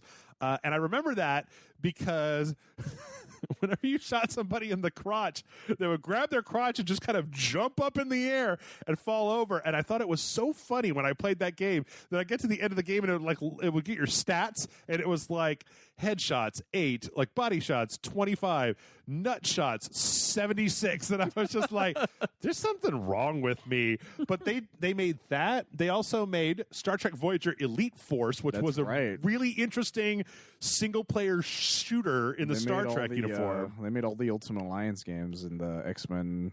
And then Jedi Knight 2, Jedi Outcast. Yeah, Jedi Outcast. I fucking love Jedi Outcast, and the many mods people made for the multiplayer. Yeah, and then they made Quake 4, which that was I think when they kind of started dipping into the multiplayer. Then they made Marvel Ultimate Alliance, X-Men Origins Wolverine, then that Wolfenstein game, Singularity, which is another. Wait, is that? Yeah, Singularity is. I completely forgot about Singularity. Singularity, man, one of these days I'm going to put Singularity as a sequential somewhere because I fucking love that game. Like I think it's one of the most it's so good. It's so good. It's like kind of got a little bit of that Metro feel to it, but it was doing like I'm a real sucker for a game that does like time manipulation and the way that game lets you like. You throw like you have this gauntlet that lets you fuck with time, and you put this fucking thing forward, and it creates like a sphere where all the bullets are slowed down, so you can literally go inside of it and like go around the bullets, and then you can like shoot a bunch of the bullets and get them all lined up for one enemy, and then drop the sphere, and it's like 80 bullets just go blap, right into the same guy. But it's like that game is incredible, and anybody who hasn't played it, it totally holds up. I played it like a year ago. Oh, okay. Where you and Nolan North have gone to this like Russian this island where the Russians during the Cold War were doing these time experiments, and you accidentally set this thing off that basically rewrites the world to where the Russians won the Cold War, and like only you know that the timeline is fucked up because you have this time gauntlet that shielded you from the rewrite of history, and so you have to go through and try to like set right what once went wrong, but also you've got a fucking machine gun and a bunch of time grenades and some bullshit. It's a very cool game. You want to know what surprised me? Even though nowadays we know Naughty Dog as like one of the greatest like game companies of all time. Yeah, I knew them as the people who made Crash Bandicoot, and then they went from Crash Bandicoot to fucking Uncharted. Jack. Oh, okay. And then they went from Jack to Uncharted. Yep. And Uncharted blew me the fuck away because there was nothing like anything they had made at that point. They were known for making these cartoony looking things. And then Uncharted popped up, and I was like, man, this game looks amazing. It was, like, at the time, to me, it was one of the most realistic things I'd ever seen in my life. Yeah, I remember I've been following a lot of the development for Uncharted, but yeah, you're right in that it was like I remember playing Jack 2, and that was really interesting. Yeah. But then I stopped playing it. There was a race, and I just couldn't do it, and I was like, I'm done.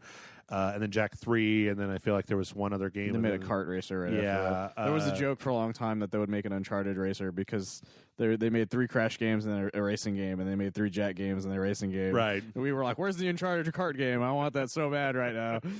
Yeah. It was interesting, though, because I remember following it incredibly closely because I was motherfucker. Sorry, my brain is starting to stop working. No, it's okay. I remember reading a magazine where they were talking like at length about, because this was before you could really find news on the internet as easily as you can now. I was just reading this magazine about them talking about how they got to this point. Mm-hmm. They're like, well, what we wanted to do is we wanted to start it off fairly simple with our animation stuff, which was Crash Bandicoot, and then try to work a little bit more on it, which was what Jack was eventually. And then they were like, well, then we just wanted to go full realistic. Yeah. And that's where we are now. And I remember it had all the concept art for Drake, had all the concept art for Elena as well as Sully at the time. I just remember looking at this thing just going, how are they going to pull this shit off? All they've ever done is make cartoony things. It's like can they do this? And then it was like one of the greatest things I'd ever played at that point. Yep. It was amazing. And for me, I was following it really closely because I only had a PlayStation 3, and on like the first 2 or 3 years of owning a PlayStation 3 it wasn't exactly the world's greatest time where you were just like, it was not. Oh, man. I just spent $600 on this thing that plays Blu-rays. It was the cheapest Blu-ray player at the time. Yep. Which was saying something. Yep. Last but not least, this is one that I was thinking of. I know that these aren't technically like exactly like come out of nowhere developers that we're Grand talking Theft about. Auto 3, I think, is a good example of that, though. I'm sure you were going to bring up. Motherfucker! Don't read my Wikipedia pages and then steal my answers. As somebody who played the original Supervision, baby, the original Grand Theft Auto, yes, I did too. I owned it, 2, and London Oh yeah, that they had made. Mm-hmm. They were okay. They were fine, but the fact but going from that to what GTA 3 was like, It blew me the fuck away. oh yeah. In fact, when I got my PlayStation 2, I bought Metal Gear. I got Metal Gear Solid 2 for it, and then I beat Metal Gear Solid 2 really quickly. I got it for Christmas, and then I beat Metal Gear Solid 2 really quickly, and then I was like, I'm going to take this back, and I'm going to exchange it. And I exchanged for GTA 3, and I was like, I've never made a better choice. I love me some fucking Metal Gear games, but you had to use Raiden, and no one wants that. Well, the amount of yeah, there was that, but the amount of actual game time that you got in Metal Gear Solid 2 as opposed to GTA 3 was I didn't do missions for 4 hours. yeah, night and fucking day. So I would always steal that one gang car covered in flames. Yeah, God, I fucking loved stealing that thing. I always died when I got it though. But it's worth remembering too that before Grand Theft Auto 3, Rockstar Games wasn't exactly like this world-renowned company, right? Not only that, open worlds aren't really a thing. No, even the old Grand Theft Auto games is being open world, where this was this top-down thing. A lot of people don't know that Grand Theft Auto was a top-down little dude that kind of had almost tank-like controls. Mm-hmm. That you just ran around and you killed people, and it was in pixels, and it was kind of funny because it was kind of adorable. Yep. Also had this great thing about in the original PlayStation that you could take the game out and put a CD into it. Oh, to play the soundtrack? Play the sound that would play whatever CD you put into all the car radios that you got into. Yep. Like whatever car you went into, had a specific song attached to it. Yeah. No matter if it was a burned CD or not. So I had a lot of dumb shit playing on that thing. Yeah. But it's interesting. It's very interesting. Because I remember when they bought the rights to Red Dead from Capcom. Yeah. And it was like, oh, why? Wait, what? Why would the Grand Theft Auto guys want this cowboy game? And then it came out, and I was like, oh, this is pretty good. I love that game. My dad just watched me attentively watch that because he's a big fan of Westerns. Red Dead Revolver. And so he just watched me play it the whole time. Yeah. Anyway, our next question comes in from Brandon. Brandon says, hello, Jeff and Michael. One of the 8 Brandons here with a question concerning single player. I love single player games, and because of GameFly, I can play every new game that comes out. I am, though, getting concerned with companies seeming to want to make everything co-op or PvP oriented. With games like Anthem and Fallout 76 have me concerned. Both games seem to require me to have my friends to play with me Destiny style instead of me just enjoying a story like God of War. Are my worries of losing single player out of place, or am I valid in my concern that companies who are known for single player games are going multiplayer means the beginning of the end of my single adventure? Sorry about the long email. It's something that's been bothering me. Thanks, loyal patron Brandon number 8. Now, we talked about this a little bit already, but I would like to get into this a little bit more. Yeah, absolutely. Brandon, don't worry. Please don't worry. Yes, games as service is like kind of the thing, but you gotta you know what? You gotta go online and see and look at how long they've been talking about single player games are dead. Well, not only that, he brings up Fallout 76. You have to realize Fallout 76 clearly is just a bunch of reused. Like, it's an engine that they've already had, and it already has a lot of stuff from Fallout 4, the way it looks. Like, it's just them testing out the waters of what can we do with something we already have. Right. Like, it's clear that they haven't been working on it that long compared to Fallout 3 to 4 kind of thing. Right. And they're making new Elder Scrolls anyways, so that's probably going to be single player as fuck. So you're going to be fine. Mm-hmm. And probably Starfield's going to have a lot of that as well. In any case, yeah. I'm actually just looking up right now on Metacritic what the top Metacritic games of 2017 were, and let's see if I can get. Yeah. So this is top the 90 plus club, the best reviewed games in 2017 according to Metacritic, based on score, and they are number 1, Legend of Zelda: Breath of the Wild. Number 2, Super Mario Odyssey. 3 is Legend of Zelda: Breath of the Wild on the Wii U, but I'm going to skip if it's a Copy, duplicate. So, Legend of Zelda Breath of the Wild, Super Mario Odyssey, Persona 5, Divinity Original Sin 2, Okami HD, What Remains of Edith Finch, Undertale on the PlayStation 4, Mario Kart 8 Deluxe, Shovel Knight Treasure Trove, and Bayonetta. It looks like the PC release of Bayonetta. Let's go down here.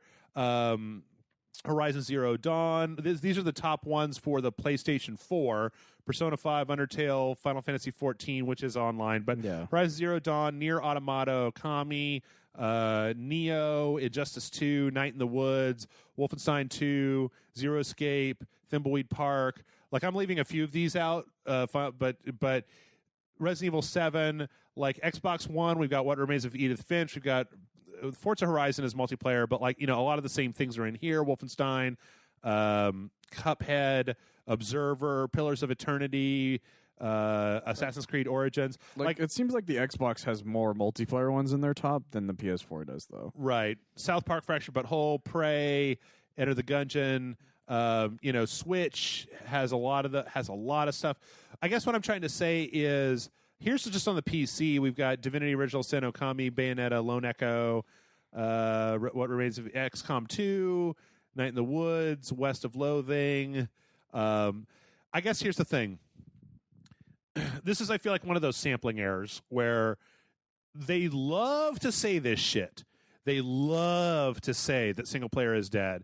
And not only that, but news outlets love to pick up when developers say or publishers say, they love single player is dead. Clickbait is their bread and butter. Absolutely. So remember that there are a shitload of single player games. Also, remember every now and then you'll see a clickbait title that's like, "Is Mario gay?" It's like, dude, like, no one cares.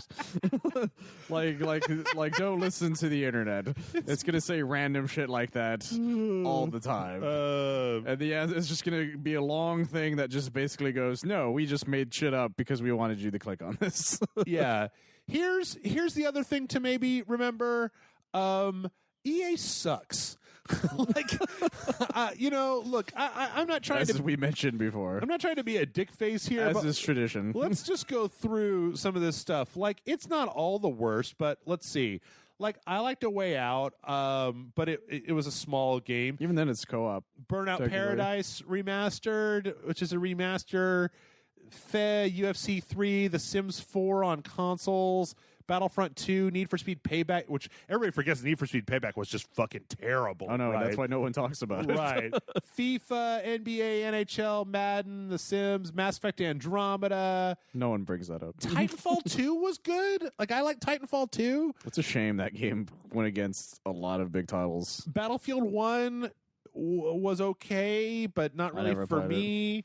Plants vs. Zombies, FIFA, NHL, Madden, Micro Machines, Mirror's Edge. A Micro Machines game? How did I not know about this? This is probably for mobile or something.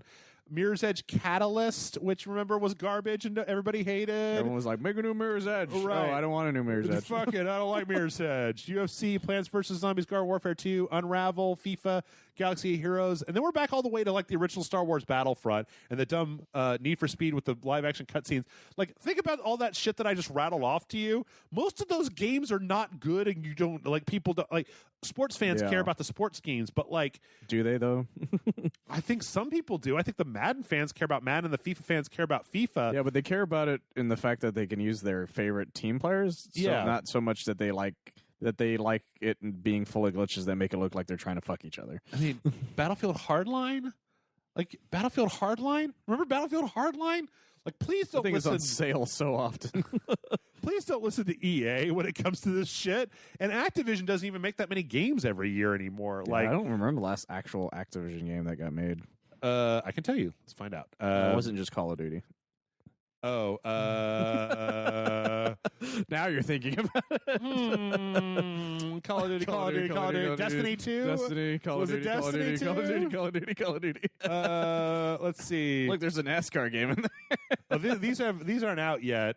Call of Duty World War II, was probably the last one. Oh, I guess the Crash Twinsanity, I guess, counts too. Yeah, the Crash Bandicoot Insane Trilogy. Oh, the terrible Ghostbusters game. Yeah, that's really shitty Ghostbusters game. Skylanders, Destiny, Call of Duty, is mostly what's on here. Like the fact that they're publishing Sekiro is actually really strange. It is super surprising. Like when you look, I think that this is actually their press site. Oh, maybe it's not.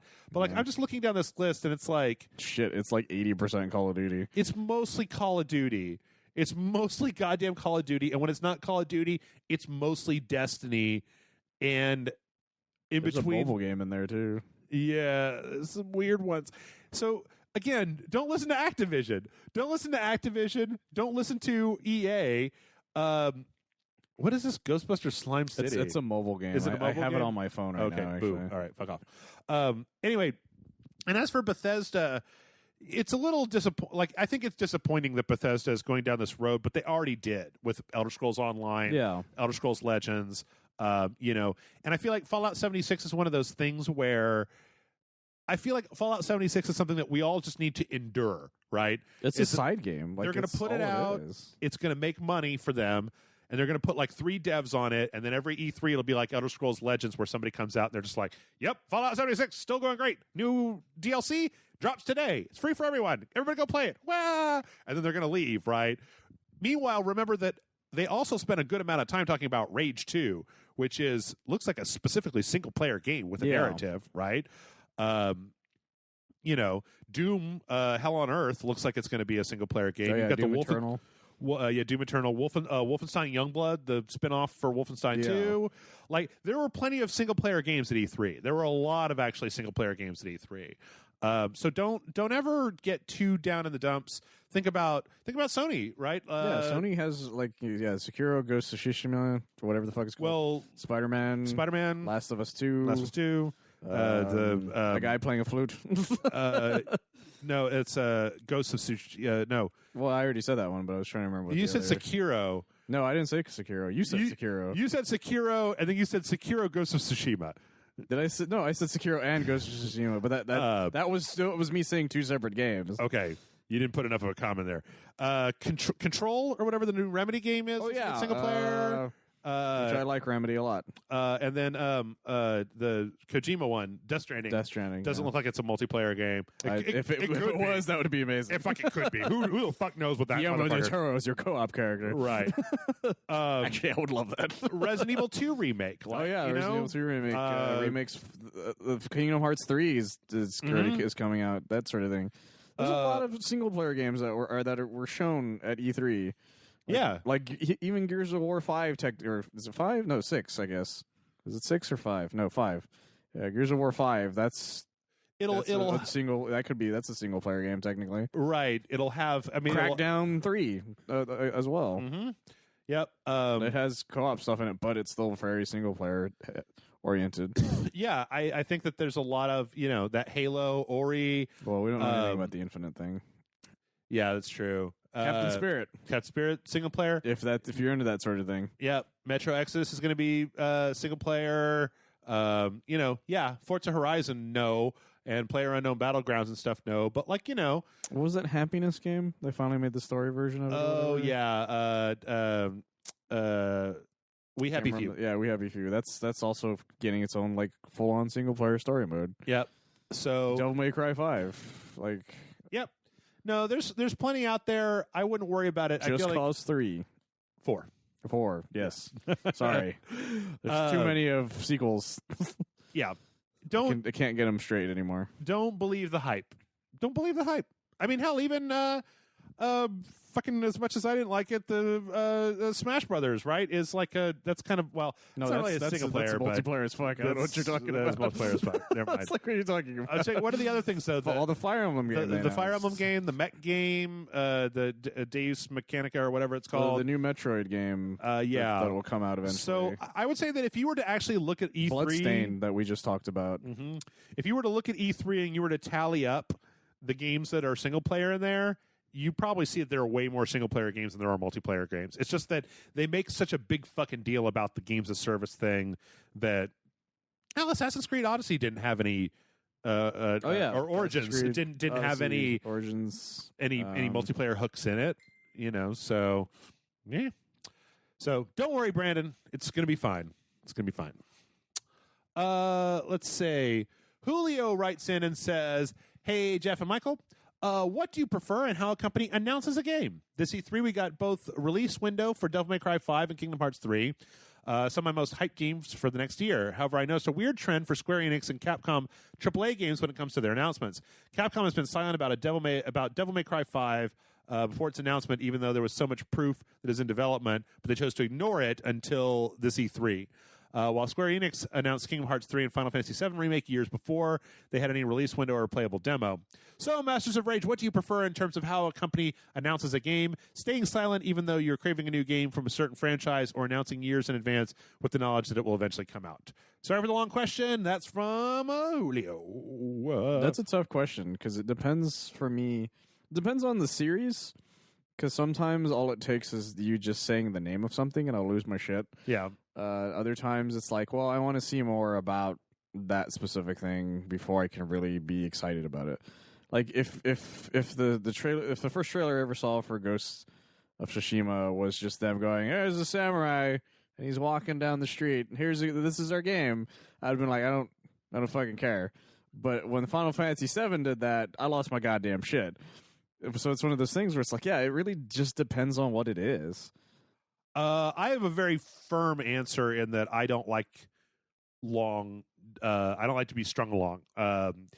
In fact, for me, the longer the development, the harder it is for me to maintain excitement, because there's so many other games that come out in the meantime. Is that there's just stuff that gets in front of you, and then like a lot of times when a big game is announced like that, they will put out trailer after trailer after trailer after teaser after teaser after trailer, and it's just like I just get overloaded with like, I don't, quit showing it to me and just give me the game. Like I don't, please quit showing me Kingdom Hearts 3 trailers. I mean, like I know that some people know what the fuck is going on in them, Yeah, I don't and know look what's happening. deeply into them, but like this E3, there were like 3, right? There were like a few different varieties. Two of them were this I think it was like 2 or 3 conferences was the exact same trailer.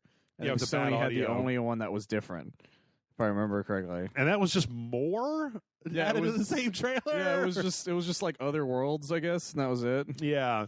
I really don't. I mean, like, I'm used to it, I guess, because I've lived in a world where Square Enix has always announced the new Final Fantasy game like 8 years before it comes out. And They've always been like that. When they announced Final Fantasy 13 before they announced Kingdom Hearts 3, I think, or something like that.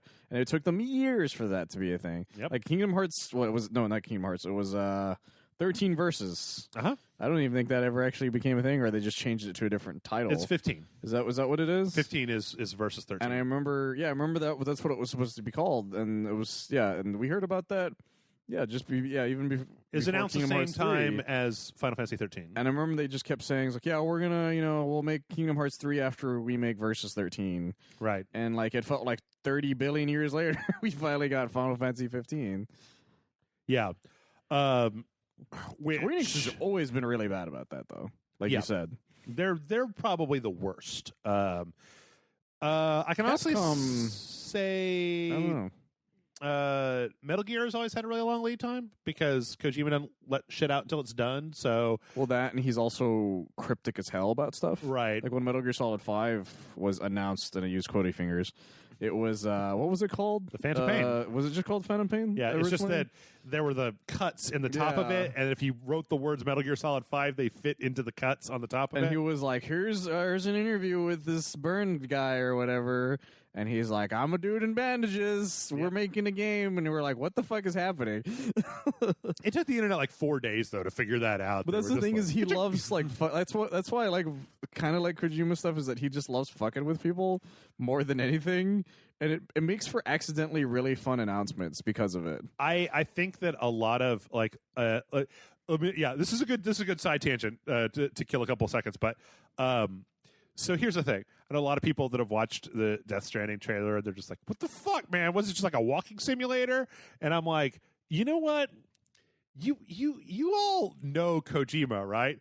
Every single thing that we've seen for Death Stranding could be the first 25 minutes of the game. Oh, absolutely. And that game could be complete. This could be the tanker mission of Death Stranding. And it turns out that the fucking big shell, we haven't even seen thing number 1 because Kojima's fucking crazy like that. Yeah, the entirety of the Phantom Pain stuff was all the first hospital mission. Yep. It wasn't until we actually ended up seeing that stuff at E3 later. Or was it all like Ground Zero? It was weird. That was a weird one because there was Ground Zeroes, and there was the Phantom Pain, and then it was like because he put out super weird Ground Zeroes, and it was just like, oh well, this is just a thing. Here's my new game, and it was like, wait, what? And it was what is this random nonsense? Okay. It's like Fire Jesus is attacking. I don't know what's happening. The whale. There was the big whale, the big sky whale, the fire whale or whatever.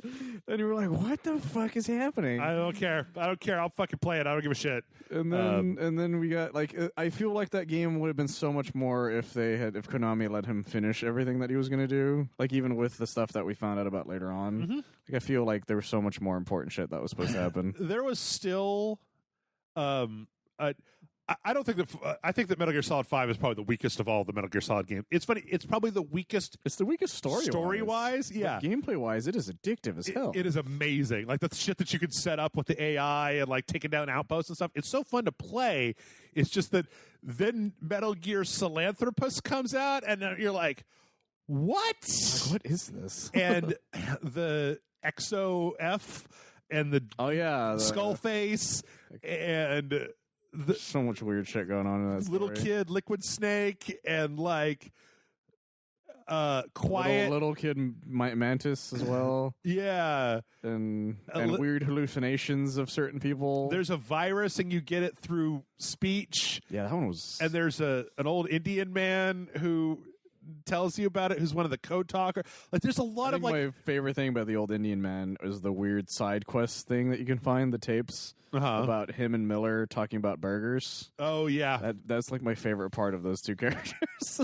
It's so strange because I almost feel like that's one of them where the main problem with it was just that they didn't spell out the quick travel system fast enough. I didn't know there was one for a long time. Me neither. I didn't know there was one until I finished the game, because when you don't know there's a quick travel system, when you get done with a mission, you got to call a helicopter, got to go, wait for it to land, get onto it, wait for it to take off, close the door, open up your iDroid, find the next mission, select it, say move to this location, land, and then walk to the mission point. And by that point, you're just like, oh, God. I loved hearing Kids of America every time my chopper showed up, though. That's right. That's my favorite thing about that. I had Flight of the Valkyries on the whole time. I had a friend who I would talk to him over the PlayStation Network. Yeah. And he was like, could you fucking change that? I am so sick of hearing that, like, just randomly when we're talking.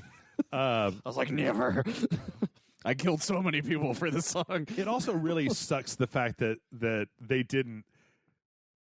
It sucks so hard that if you want to replay Metal Gear Solid 5, you've got to play that 25-minute opening, like crawling around on the ground with no arm and leg bullshit, and it's just like, oh my God, And now they changed it to where the resources like now go more to the online area than your single player area. I was like, fuck you guys. Yeah. But all that to say that like I really prefer it more when they just say, because you know what, I get more excited. You remember when they came out for Fallout 4 and they were just like, and it's coming out in November, and it was just like, just like a few months later, it's like, holy fuck. Or Devolver this year where they were just like fucking Metal Wolf Chaos out. I am so stupidly excited for Metal Wolf Chaos. You have no idea. I think I have some idea. I'm so fucking excited. But I prefer it more when they don't let you know a million years in advance, because I'm like, listen, just make the game. Like, or if they're going to do it, I really like the way, to go back to one of the previous question, I really like the way that Rockstar does their trailers, because they usually have like 4 trailers. Like the first one is like it's like showing the area a lot of times. It's and like, the second one is like characters, and the third one's like story, and then and they always have like these great soundtracks playing with them when they do these things too. Yeah, so that's what I like, as opposed to you know how Ubisoft marketed Far Cry 5 just got on my fucking nerves, where it's just like, here's an interview with, here's a documentary. It's like, what? Oh, Jesus, fuck off. It's like, I don't need a documentary right now. Just give me the game. Yeah. Yeah. Although I liked watching the video about the boomer. I'm like, that's a good dog. Yeah. Yeah. He's the goodest of boys. So good, I won't use him because I don't want him to get shot. Yeah, I went on murderous rampages purely because I heard him yelp. Anyway, Detective FDRRR writes in and says, "Hey guys, so usually I enjoy listening to people talk or gush over things that they enjoy. You know, listening to somebody else be happy sometimes makes me happy. So not too long ago, I saw that Chris posted on Twitter that they did a Jurassic Park review and had Matt on. I assume he means Jurassic World. Yeah. So immediately I'm like, oh, cool. I can listen to Matt gush over Jurassic Park, and that'll cheer me up.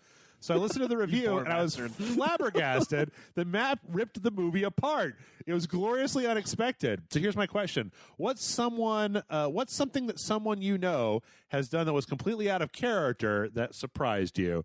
Thanks for all that you do, Detective FDR.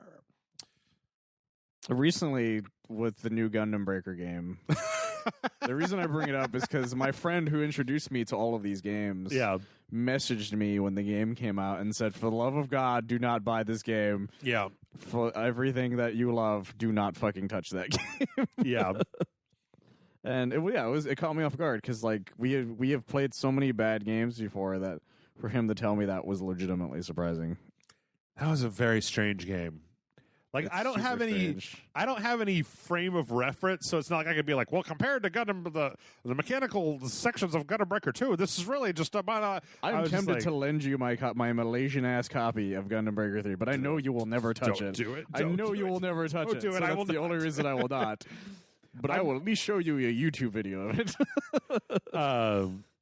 But yeah, there's so many games that I know, like, for me, I play a lot of Dragon Ball games. Yeah. So if I tell you a Dragon Ball game is awful, I fucking mean it, that shit. Yeah. Because I remember when Super Dragon Ball Z came out, a lot of fighting game people were like, it's the best, it's got all these great mechanics. I'm like, no, this game is fucking garbage. Yeah. Your Kamehas are fucking squares, and if you turn Super Saiyan, it only lasts for like a few seconds, and everybody it's just such a bad fucking game.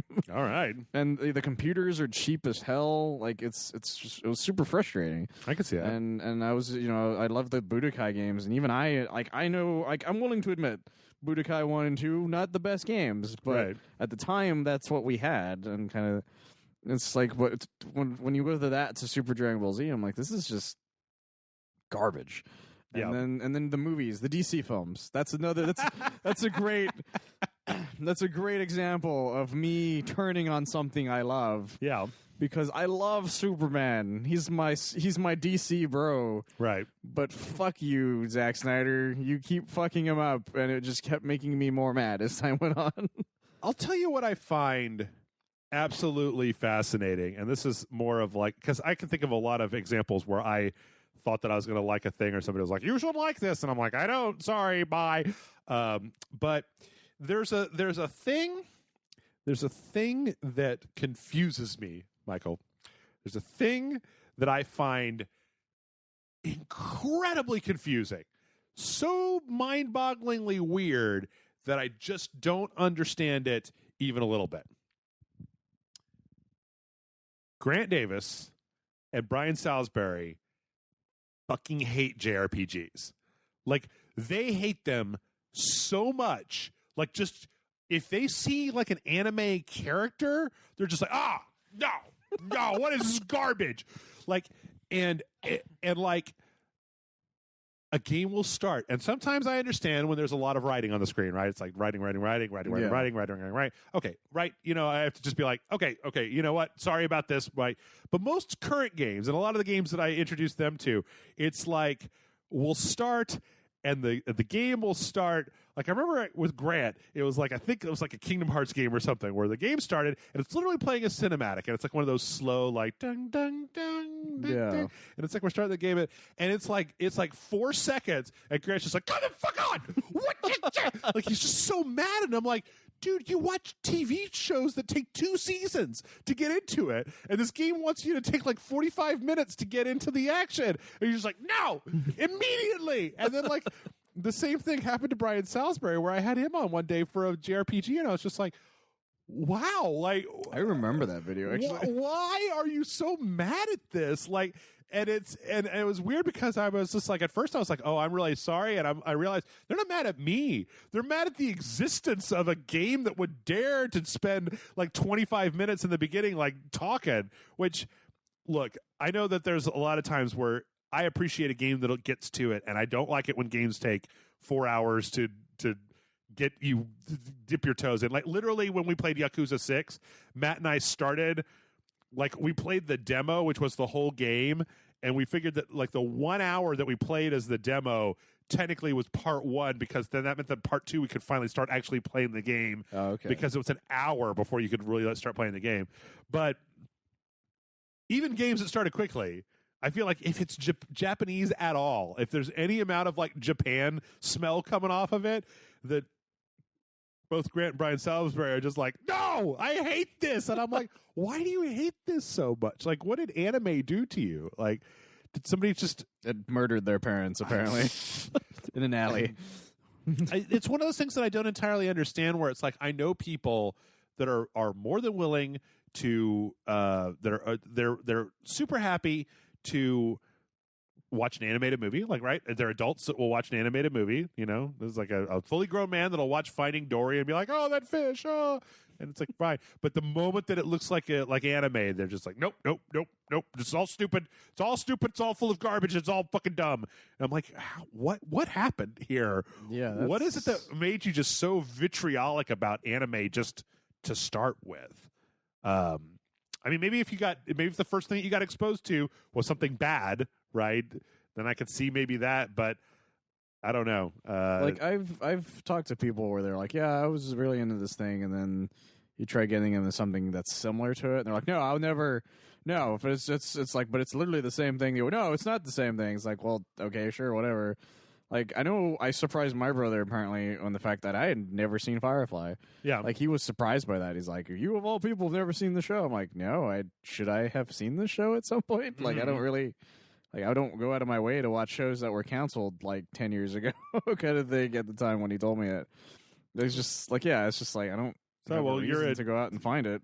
You're a nerd, right? You've got to watch Firefly. Apparently, yeah, I'm a nerd, so I have to watch everything that the Nerdist has talked about at some point or something. Yeah. I don't know. It was just strange. Anyway, I don't know. I'll never really understand that one, because I feel like I've like, I think I had Brian Salisbury on when we played Yakuza 0, right? Mm-hmm. And he was really mad at like how long Yakuza 0 was taking to get started. But while we were recording the episode, he was talking about how he loves these Yakuza movies with these very long and sprawling storylines. And I'm like, well, but this is what they're doing. They're doing the thing that Yakuza movies do. Maybe if he was just playing on his own. Maybe. I don't know. It's so strange. It's very bizarre. Anyway, in fact, if nobody who's known this, I highly recommend that. Like, there's a certain part in last year's Just Dance video where Grant Davis found out that Matt and Jennifer like JRPGs, and he literally was just like, oh, you like that garbage trash? And they were like, what? He's like, fuck all those games. And fuck you guys too. And I was like, whoa. That's pretty intense for a father of two. It was so strange, because I'm like, great, you've played like 2 JRPGs. Like, I tried one because it was, I didn't know. The second one because it was funny. And then I was like, I don't want people who hate games playing games. So I tried to get other people to play the JRPGs.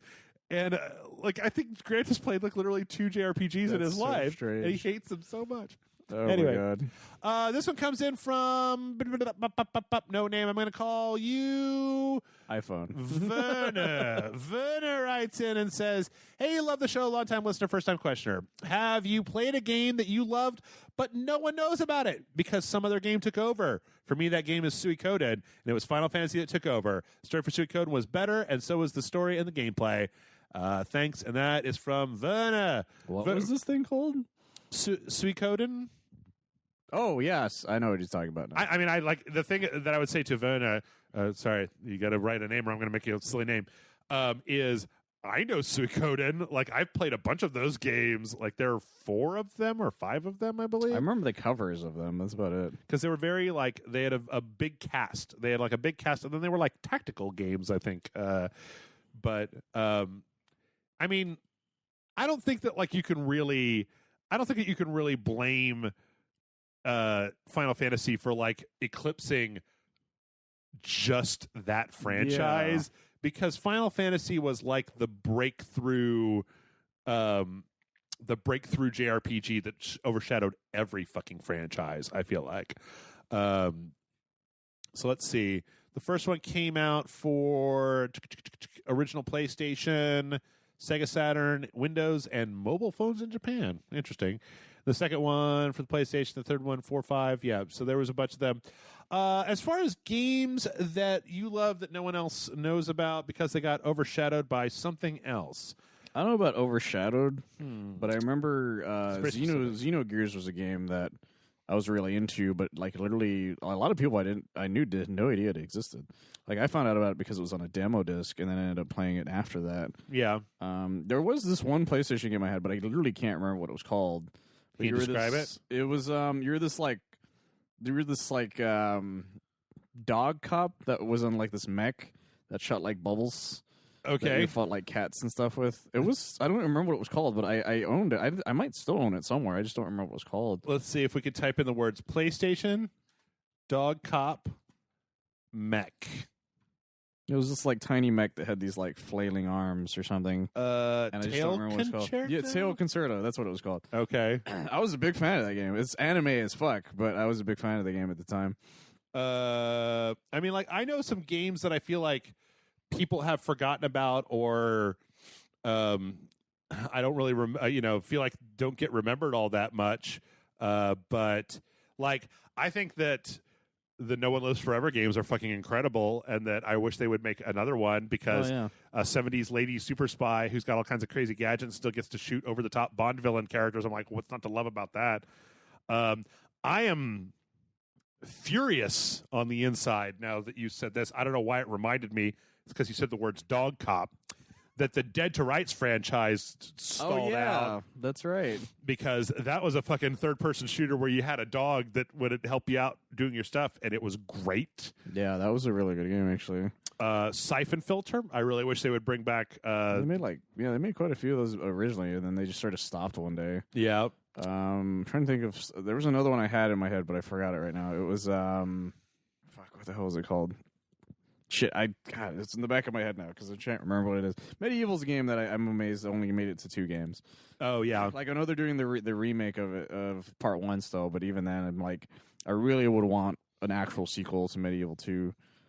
Yeah, I'm trying to think back through I had. There's a lot of PlayStation franchise games that I feel like there's a lot of PS1 games. Skull Monkeys. Okay, I was a big fan of Skull Monkeys. It was this claymation style like platformer that was really interesting looking. Devil Dice is a hell of a play. Oh, you know what? No, here you go. Ooh, everybody! You're not gonna say energize, are you? I got it. 2 words: intelligent cube. My God, really? Do you remember Intelligent Cube? I do, actually. Where it was like the things were coming down at you and you running around and you had to kind of put that stuff down. I feel like that game was fucking incredible. And I think it might have actually gotten a sequel, but I feel like it never really hit the heights. It was weird. The PlayStation 1 era was strange. Yeah, there was a game then that I was really a big fan of, which was, you remember RoboPit? RoboPit. No. Yeah, RoboPit was this game where you made these you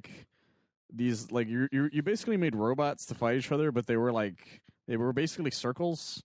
Okay. With like giant fists and stuff. Okay. And it was a lot of fun. And that was a game that I think they only made like 1 sequel to, and then that was it. Okay. Yeah, the PS1 had a lot of stuff. Like Fighting Force was a game that I liked the idea of because it was a beat 'em up game, but that was like a 3D kind of thing, right? And I think they only made like 1 other game for it, and that was it. Dino Crisis, or what was that? I'm always talking about Dino. I even brought up Dino Crisis in the Jurassic World review. Like, why is there not another Dino Crisis? This should be a thing, Capcom. What the fuck? Well, never underestimate Capcom's ability to not make a game that would make them a whole lot of money. I feel like it's like, guys, come on, just do it. Make another Dino Crisis. Yep. Keep fucking up. You kept fucking Resident Evils for so long. It would be easy to just replace them with the zombies with dinosaurs, and it would make more sense.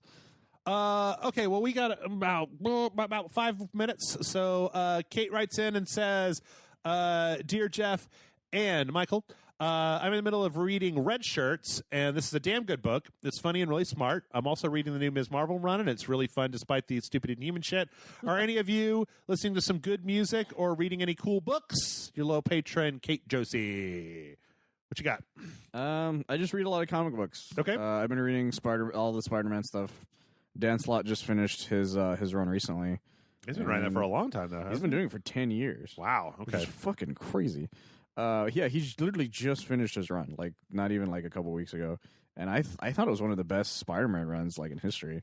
There's a lot of dumb shit in the middle of it, but there's a lot of great stuff. The Chip Zdarsky Spider-Man that's going on right now, the Peter Parker Spider-Man stuff. I think that stuff's great. They reused some of the character from a side story called Family Business that's supposed to be Peter Parker's long-lost sister. Okay. And I thought it was great that they brought her into, like, a normal continuity thing. That motherfucker's got to have so many, like, secret siblings and secret parents and secret family members. Like, he's got more secret family than anybody in any comic ever. He's got secret, like, everybody, apparently. Yeah. Like, there's always some random secret we don't know about that Peter Parker discovers at the last minute or something. It's like, my parents were spies, apparently. It's like, my parents were spies and they had a kid that disappeared, or... Yeah. Or like my aunt or an uncle like had some weird shit, like something fucking crazy, like where there was like buried treasure or something in their house, and that's why the burglar was there or something. Yep. It's like, what the fuck is happening? But yeah, I digress. I really like Rebirth Superman stuff. The Bendis stuff is hit or miss right now. Okay. For Superman, I am reading. I think it's Tom King's Batman run currently. Okay. Which involves him about to get married. So that's not bad. Ooh. Oh yeah, he's marrying Catwoman, so that's Good. neat. Green Arrow is good for once. Rebirth really made Green Arrow worth a shit. TV show wise, Barry is really, really good. If you haven't seen it, it's an HBO show. Yep. About an assassin who follows somebody into an acting class, and then accidentally ends up falling in love with the idea of acting. And then the crazy shit that happens because of his decision to become an actor. Yeah, that's what, Bill Hader or whatever? Yes, it's 8 episodes the first season. They already announced another season is coming out. But it really is worth your time. And each episode's like half an hour, so it's not even that much of an investment. Oh, okay, that's cool. It's really good. Let's see. I've been mostly reading my catching up with a lot of different sci-fi series, so I don't have anything new that I haven't already talked about. I will say that I've been dipping back into a little bit of audio drama podcasts. There's one that I just finished up called Sandra, that is from Gimlet Media, the people who do Reply All, and it's got Alia Sharkwat, is that her name, from Arrested Development, the girl who plays Mamie. Oh, okay. And Kristen Wiig, and it's kind of about like, what if on the other side of your home assistant like Siri or Alexa, if there's just like a huge bank of people that were just like finding the answer to your question and then saying it into a thing that makes their voice change. So that's kind of an interesting one. I also just started on one that I'm not entirely sure about yet called Alba Salix, which is like this one's she's a medieval healer in a magical kingdom, and it's kind of just a wry comedy about like all the stupid fairy tale creatures and whatnot. I'm not entirely sold on this one yet, but I went out there and looked up an article that was like the best fiction podcast of 2017 that I've been running through. I tried The Habitat, which is another Gimlet show, and I think it's just I thought it was going to be like it's a bunch of people in a simulated Mars habitat on Earth trying to like figure out if they can live together for a year. And I was like, ooh, I can't wait for it to get weird and funky. And I'm like, oh, I think this is just like a feel good slice of life. Like people being nice to each other. Right. Which is bullshit. And I'm just like, I don't care about that.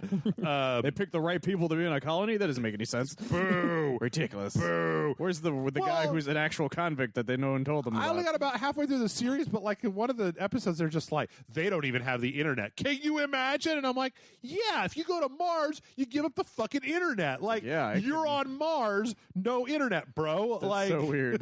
There's a podcast I'm listening to, but it's kind of dumb that I listen to it. It's called All Systems Goku. Okay. And what it is, it's Jeff Gertzman and Dan Reicher, Giant Bomb, are watching the entirety of Dragon Ball Z Kai, and they've never seen the series, by the way. Yep. And it's fun just hearing them like just talk dumb, or not dumb shit, but just talk like about the storylines that I know like deeply. And it's just it's funny to hear like people who've never seen the series talk about it. Okay.